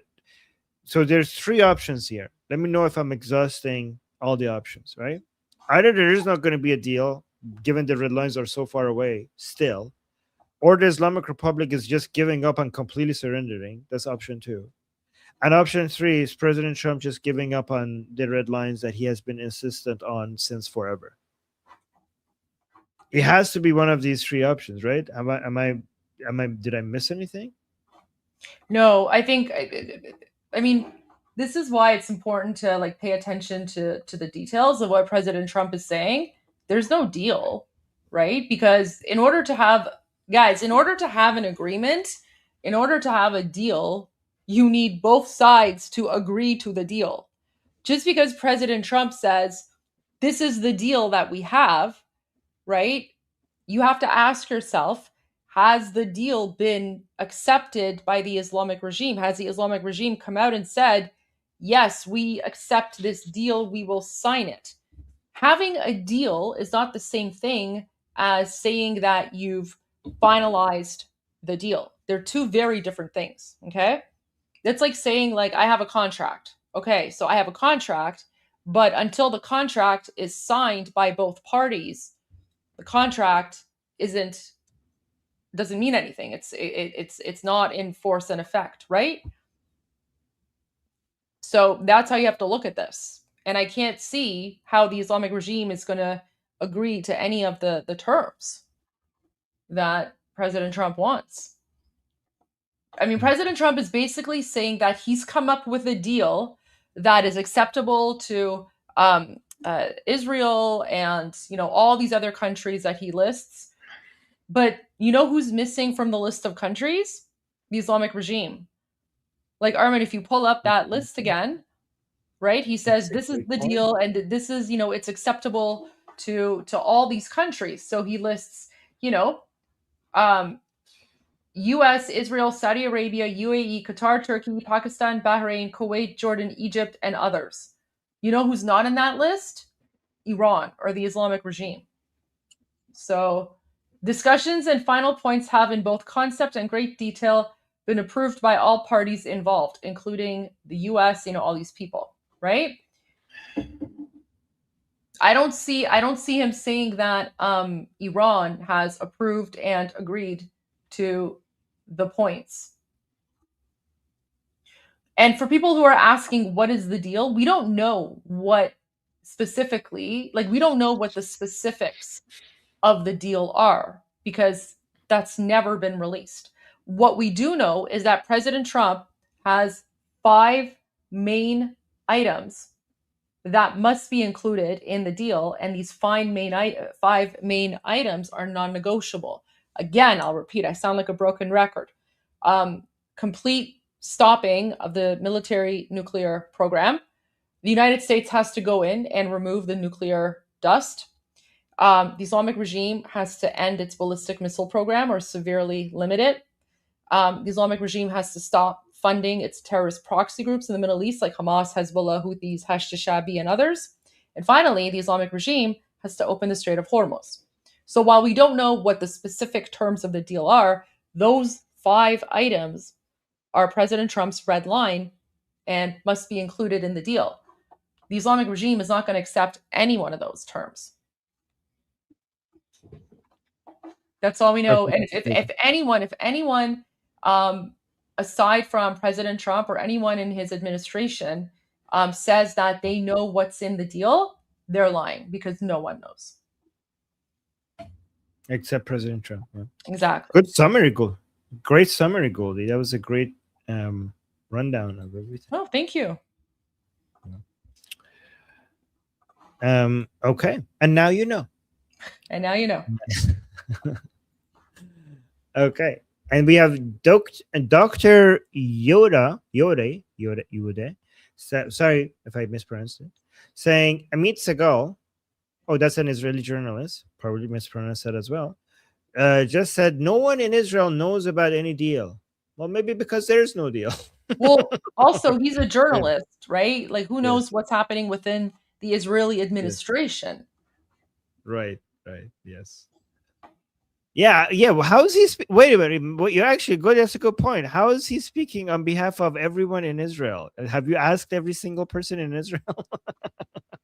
Like, did you go check every single one? Okay. And then another super chat, Fleshy Interloper. Thank you so much. Saying TCS, Trump Confusion Syndrome. I got it bad. Well, that's a good thing. That's a good thing because Fleshy Interloper, if you're not confused by Trump, then the Islamic Republic is also not confused by Trump. That makes him predictable. You know, the only thing predictable about President Trump is that he's unpredictable. So he's predictably unpredictable. And that causes confusion for us, but more importantly, for his enemies, which is a good thing. And then, whatever, that was funny. Fleshy, that was pretty good. And then, Who Dat Nation Gal is saying, okay, Armin, email sent Javid Shah all the way USA. Oh my God. Let me check. Thank you. Thank you. Getting military test. Where is this? Is it in my spam folder? Is my Gmail treating you like spam? No. Test. I'm not seeing it. Somebody just sent test to me. Maybe I should search for victim card. Is that the top? Is that the title? The subject? It's not showing. Are you sure you sent it to me? Sorry, I'm not seeing it. I will keep looking for it. Is it my spam? Spam. Okay, I'm not seeing it. Let me know what the topic was. Okay, I'm gonna keep coming back to this. Sorry, I'm not seeing it. It says email failed. Did you write it? Did you write the email proper? Like here, it's armin.navabi@gmail.com. I'm getting emails from people, so it shouldn't fail.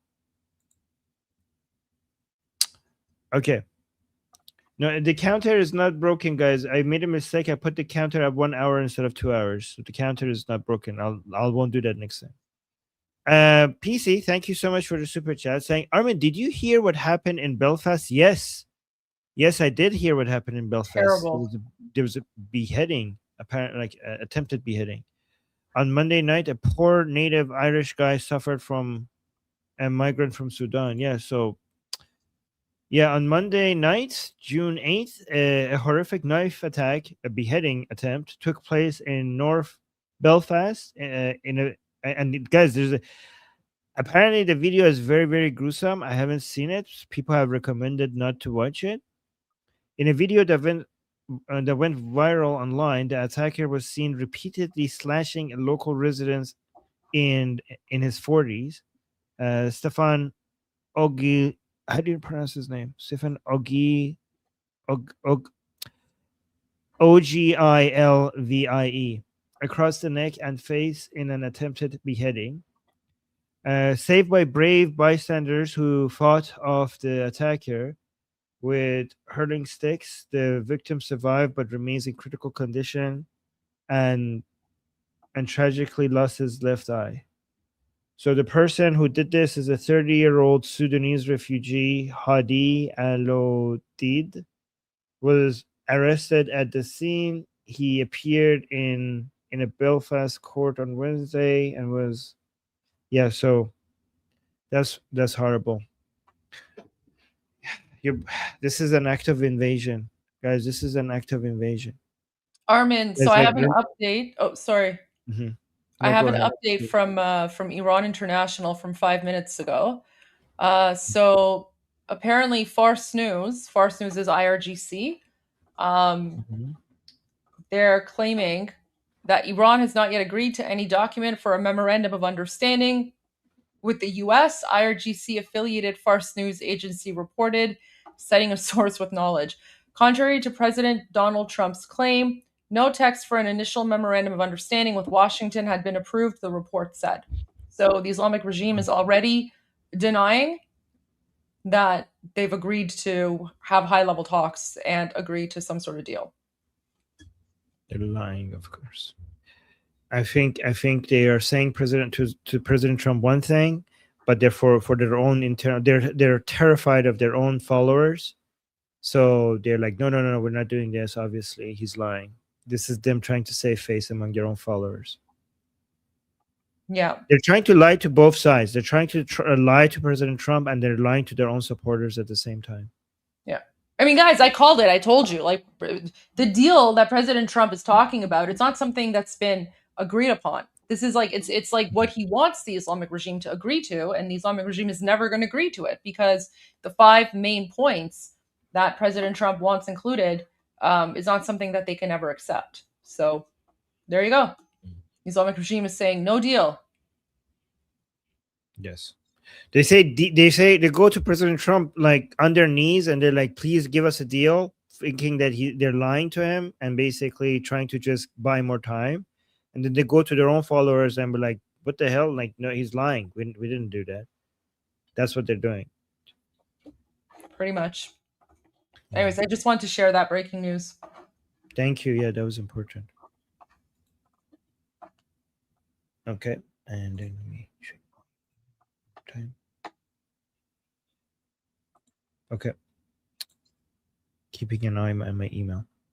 But one thing I wanted to add about this, guys, there's refugees, there's migrants, and there's invaders.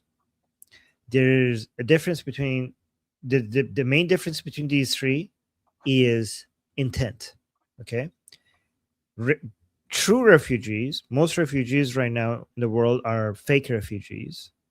You know, they're pretending to be refugees, but they're not refugees. They're either migrants or invaders. But actual genuine refugees, their intent is safety.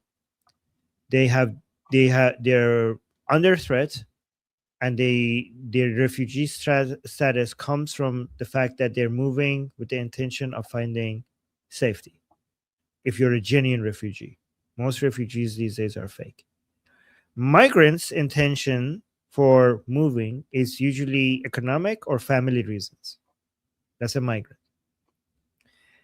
An invader's intention of moving is to challenge the sovereignty, to take over, to take land, right? Let me actually, I wrote the list of the intentions of the invader. If I find it. Let me get it. The intentions. Here's a list of the intentions of the invader. And the differences in the intention. So the intention of the invader is to conquer territory, overthrow government, and violate national sovereignty. Those are the intentions of the invader. Okay.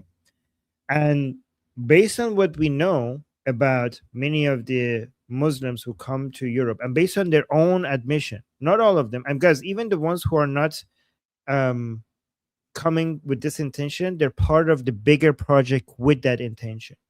And they communicate this. This is not something that they're hiding. They think that their migration, their movement, and to the Western countries and their birth rates are weapons as a new modern method of conquering territory, overthrowing government, and violating national sovereignty. Their goal is to make, as they say themselves, is to make these lands Islamic. By that, given that they already communicate that intention, this is neither, a refugee. These are neither refugees or migrants. These are invaders based on the definition of invaders. Let me know if you think that I am exaggerating this.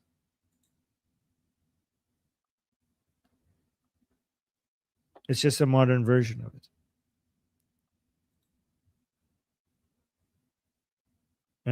Okay, let me see. Cap, thank you so much for the super chat, saying freedom of speech only applies to US citizens. True. That's true. That's true. Here's the thing. If freedom of speech would apply to non-US citizens, you wouldn't be able to have a citizenship test. Right? So for example, if you come and say, like, my opinion is that America sucks as a country, where's my citizenship? Like, if freedom of speech applies to non-citizens, you should give this person a citizenship. You cannot use the opinion that America sucks against them. Like, think about how ridiculous that would be.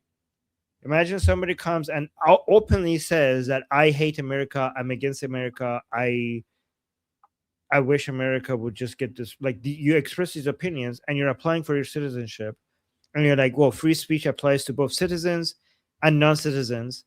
Then you couldn't use this person's opinions against them, and they should be treated equally to anybody else that doesn't have that view. That is insane. Free speech free speech is a right. Rights are, you could be set. Apartheid is when you have different rules for different citizens. That's what apartheid is. But nobody expects for you to have equal rights for your citizens and non-citizens. Every country not only has the right, but is expected of every country to have some rights for your citizens that are not applied to your non-citizen residents of your country. Like, imagine, for example, if you have free healthcare for your citizens and people come and say, like, oh, you should have that right for your non-citizens as well. That doesn't make any sense. This is why calling Israel apartheid is insane, because all citizens of Israel have the same rights, but people resident in Gaza and Judea and Samaria are not citizens of Israel, so they shouldn't be having the same rights of Israeli citizens. That doesn't make you apartheid, right? So United States, when people like, what happened to free speech? What happened to free speech? That right should be reserved for American citizens. You can't have that right for non-citizens, because then how would you use their opinions as a way, and their views and what they stand for, as a filter for who becomes a citizen? It's a ridiculous ask. And that's why it's completely okay to deport non-citizens based on their views. Like, if you're a non-citizen and if you're anti-Israeli or anti-Semitic or against America, the country should be able to deport you based on your views. That is not a violation of free speech, because the free speech applies to citizens, not to non-citizens. Every country should be able to not allow in people with garbage ideas.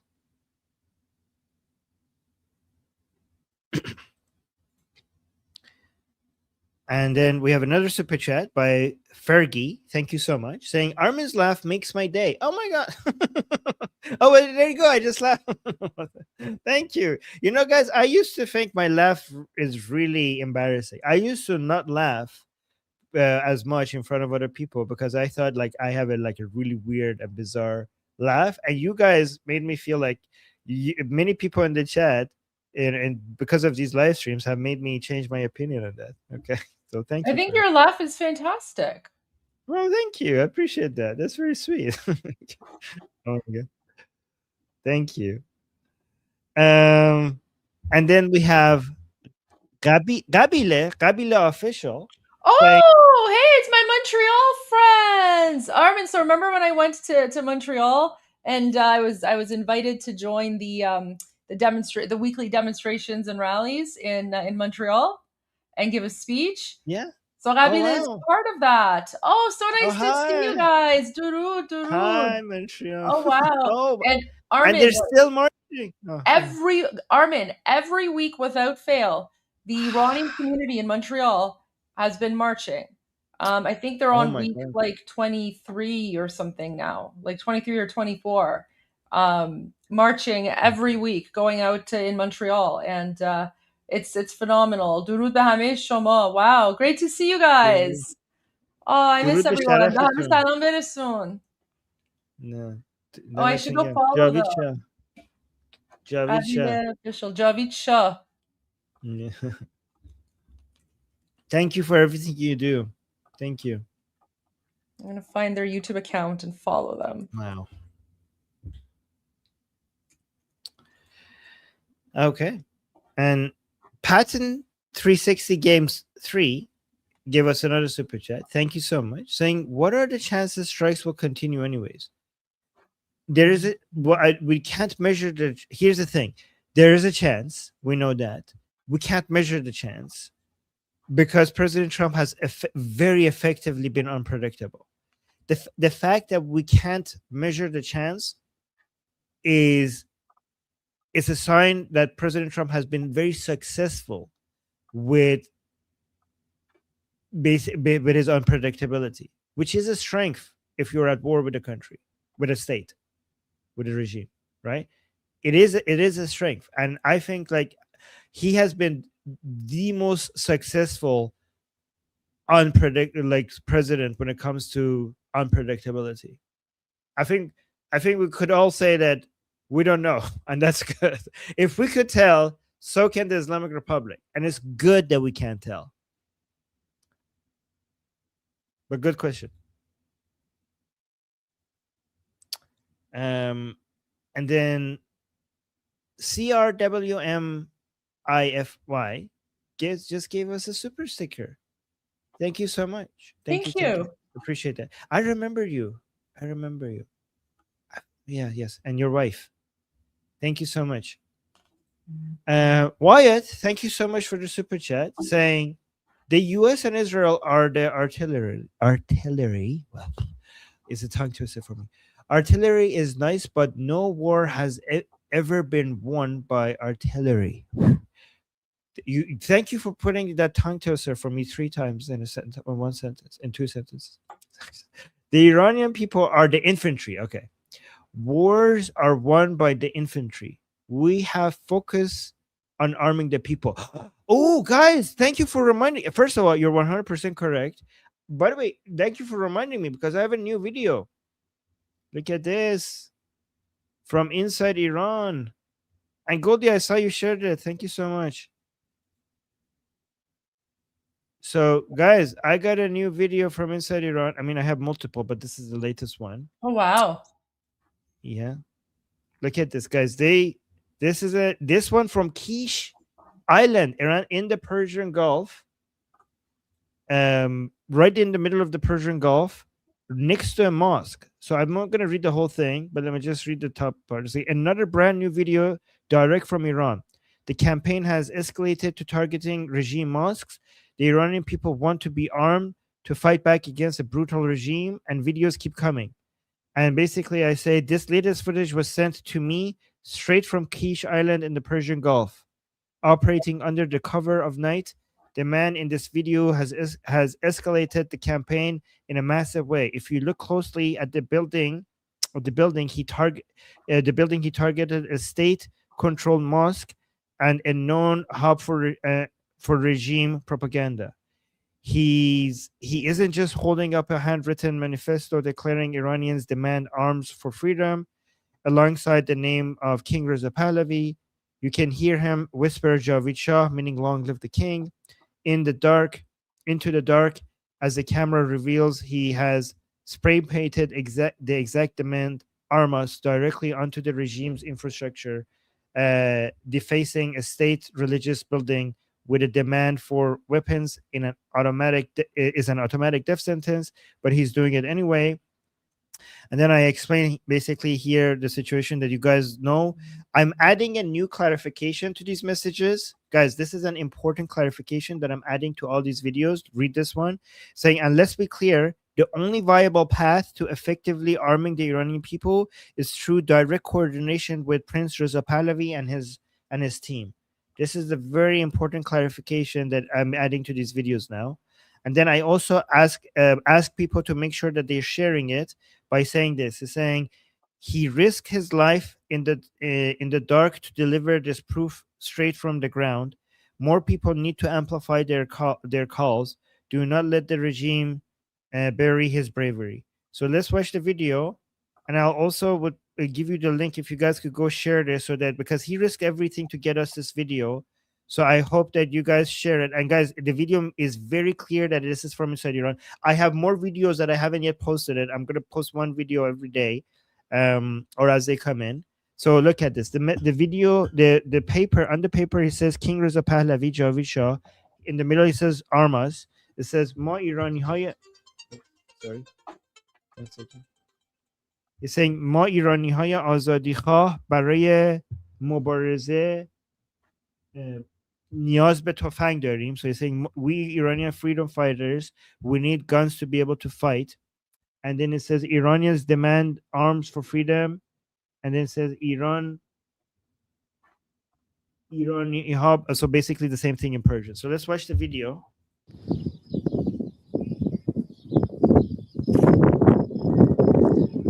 Armas Javid Shah.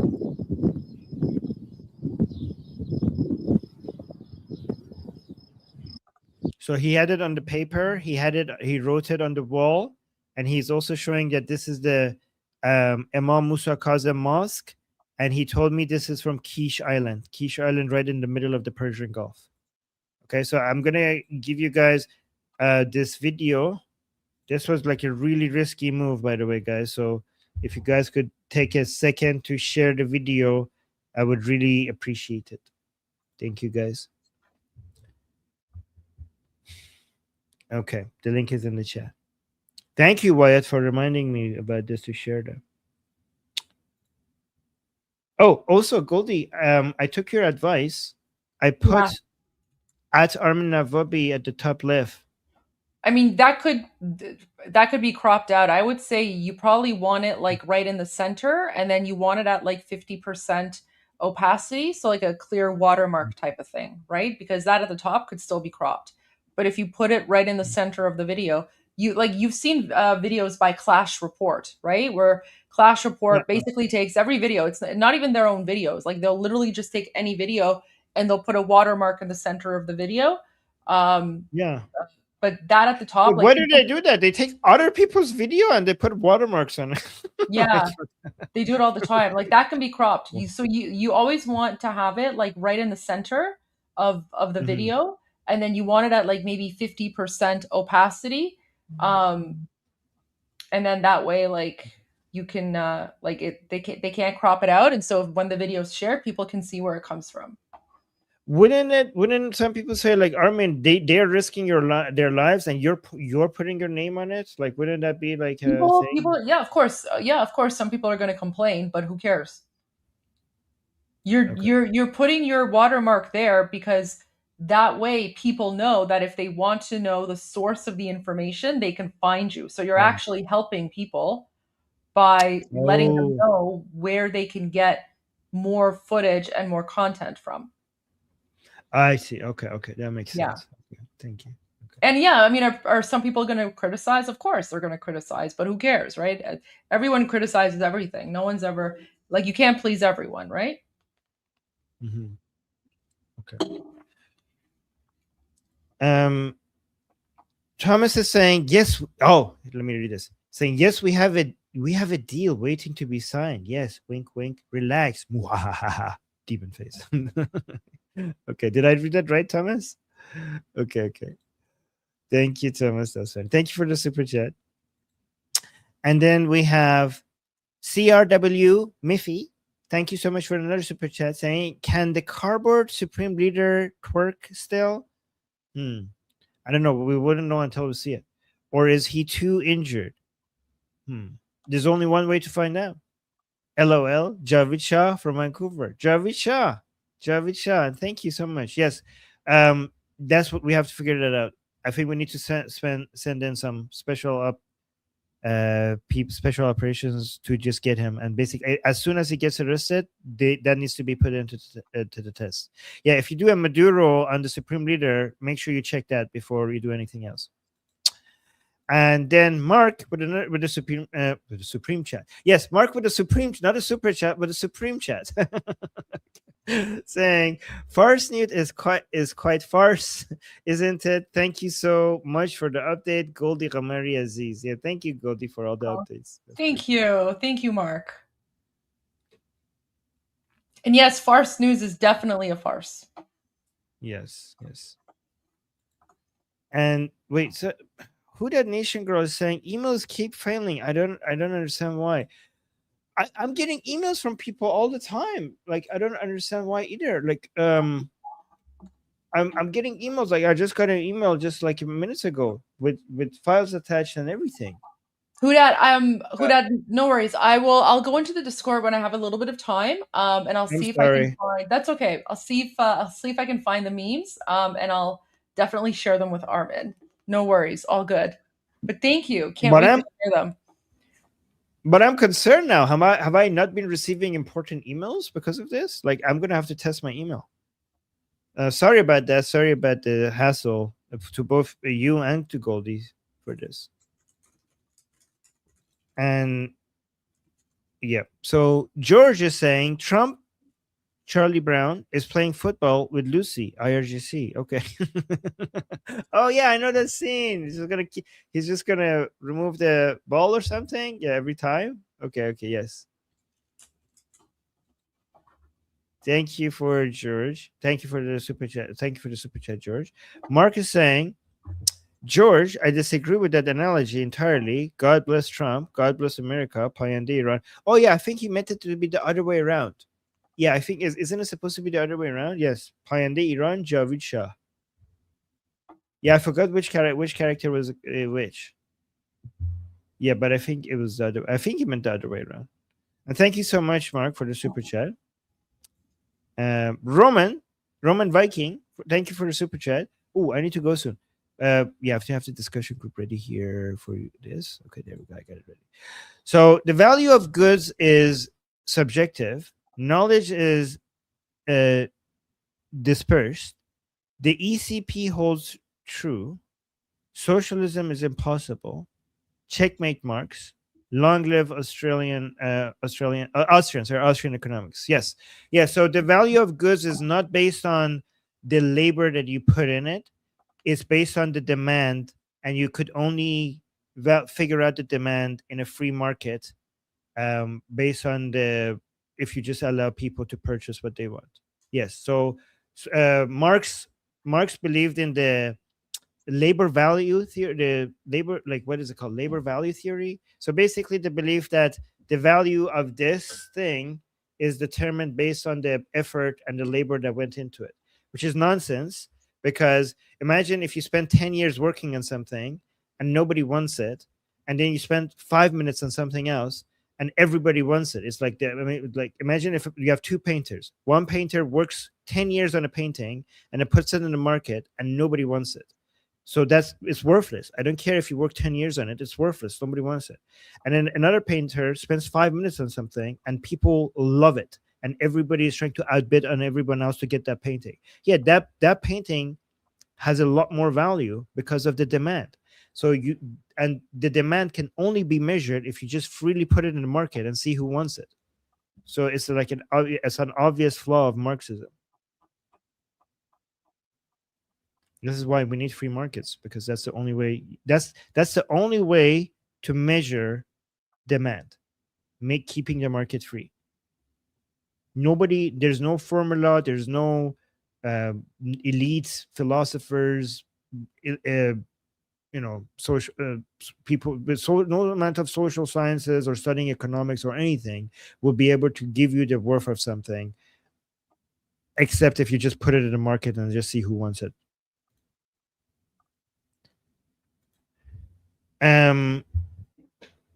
EHF, thank you so much for the super chat, saying taking Kharg Island could be part of the arming plan. Yes. Oh my God, I wanted to go into this discussion so bad, but it would take like so long. Saying a central distribution hub. Yes, guys, this is the plan that we have been suggesting from Bandar Abbas.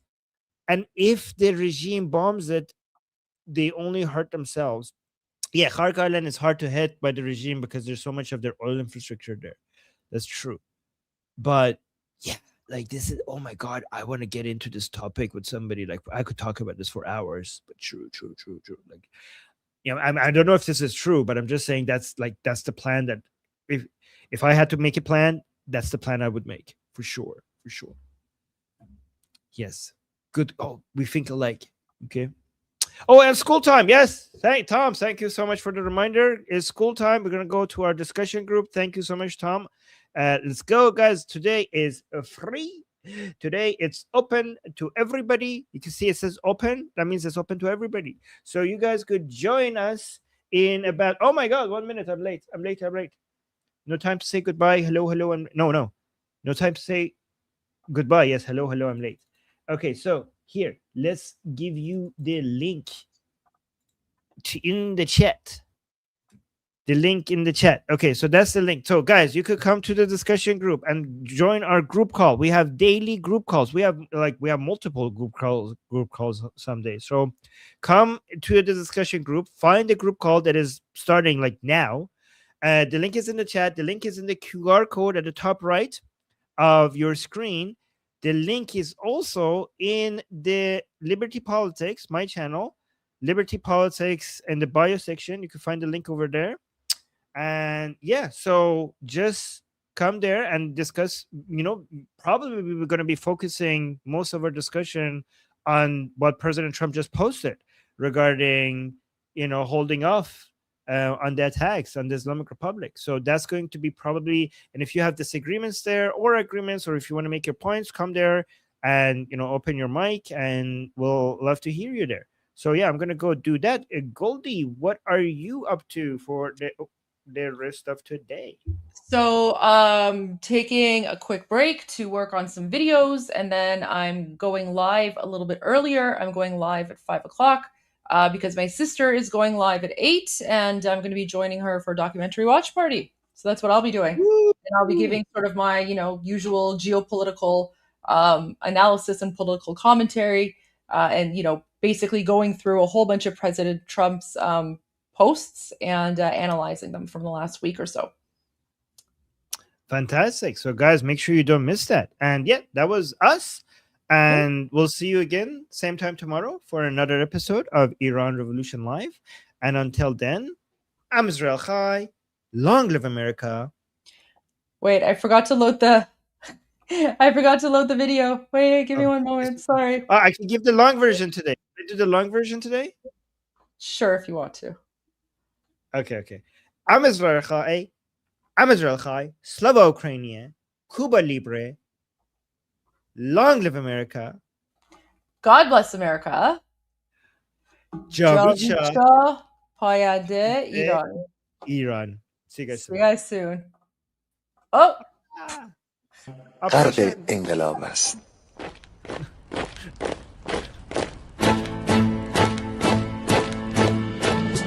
کشور ما، تاریخ ما ترسید گر فرا گرفته، گویی اهورا مستا دوباره در نور خود مرا گرفته. براتون سرودی تر میدهم باز فارغ از رنج و تشویش. ایران غرق انقلاب است، به پیش به پیش به پیش. ایران غرق انقلاب است، به پیش به پیش به پیش. هن ای پدر هن ای پسر، برخیز و با ما شهنگاه، تا درد آن تجربه تلخ ما را نکشیده در پا. بگذار هر دم بغرند گرگ‌ها دم لباس میش. ایران غرق انقلاب است، به پیش به پیش به پیش. ایران غرق انقلاب است، به پیش به پیش به پیش. ای کارگر ای برزگر، راحت کنون ادامه دارد در این زمان که پرتو یزدان از هر سو بر تو میبارد. پس پیش به سوی آزادی از بحر خزر تا کیش. ایران غرق انقلاب است، به پیش به پیش به پیش. ایران غرق انقلاب است، به پیش به پیش به پیش. خلقا به پا بهر دفاع از استقلال و آزادی، تا بشکنیم پشت ارتجاع تیریزی ویران آبادی. تا زنده سازیم سنت‌های می از بر آیین و کیش. ایران غرق انقلاب است، به پیش به پیش به پیش. ایران غرق انقلاب است، به پیش به پیش به پیش. با امید روزی که تمام این دلبشو و انقلاب تموم بشه و ما در روشنایی، نور و سعادت مردم کشورمون غرق بشیم. نه خارجی نه بیگانه، نه مستشارهای ویرانی، نه چیر خاران نه کاسلیسان، فقط هم رزمان ایرانی. تا با شرافت میهنی بسازی بهر فرزندان خویش. ایران غرق انقلاب است، به پیش به پیش به پیش. ایران غرق انقلاب است، به پیش به پیش به پیش. مردم بیایی داخل صف ما اکنون که آغاز رویاست. دشمنان بدانی ما زنده هستی، بعد از ما هم ایران پابرجاست. آن روح شیطان ما را فریب داد با صد شعار مردمیش. ایران غرق انقلاب است، به پیش به پیش به پیش. ایران غرق انقلاب است، به پیش به پیش به پیش. پرچم ما پرچم ایران غرق خون شهیدان، روی شانه هامان حمل میکنیمش در هر خیابان و میدان. تا ماسک دلغکان را برداریم از روی تسبیح و ریش. ایران غرق انقلاب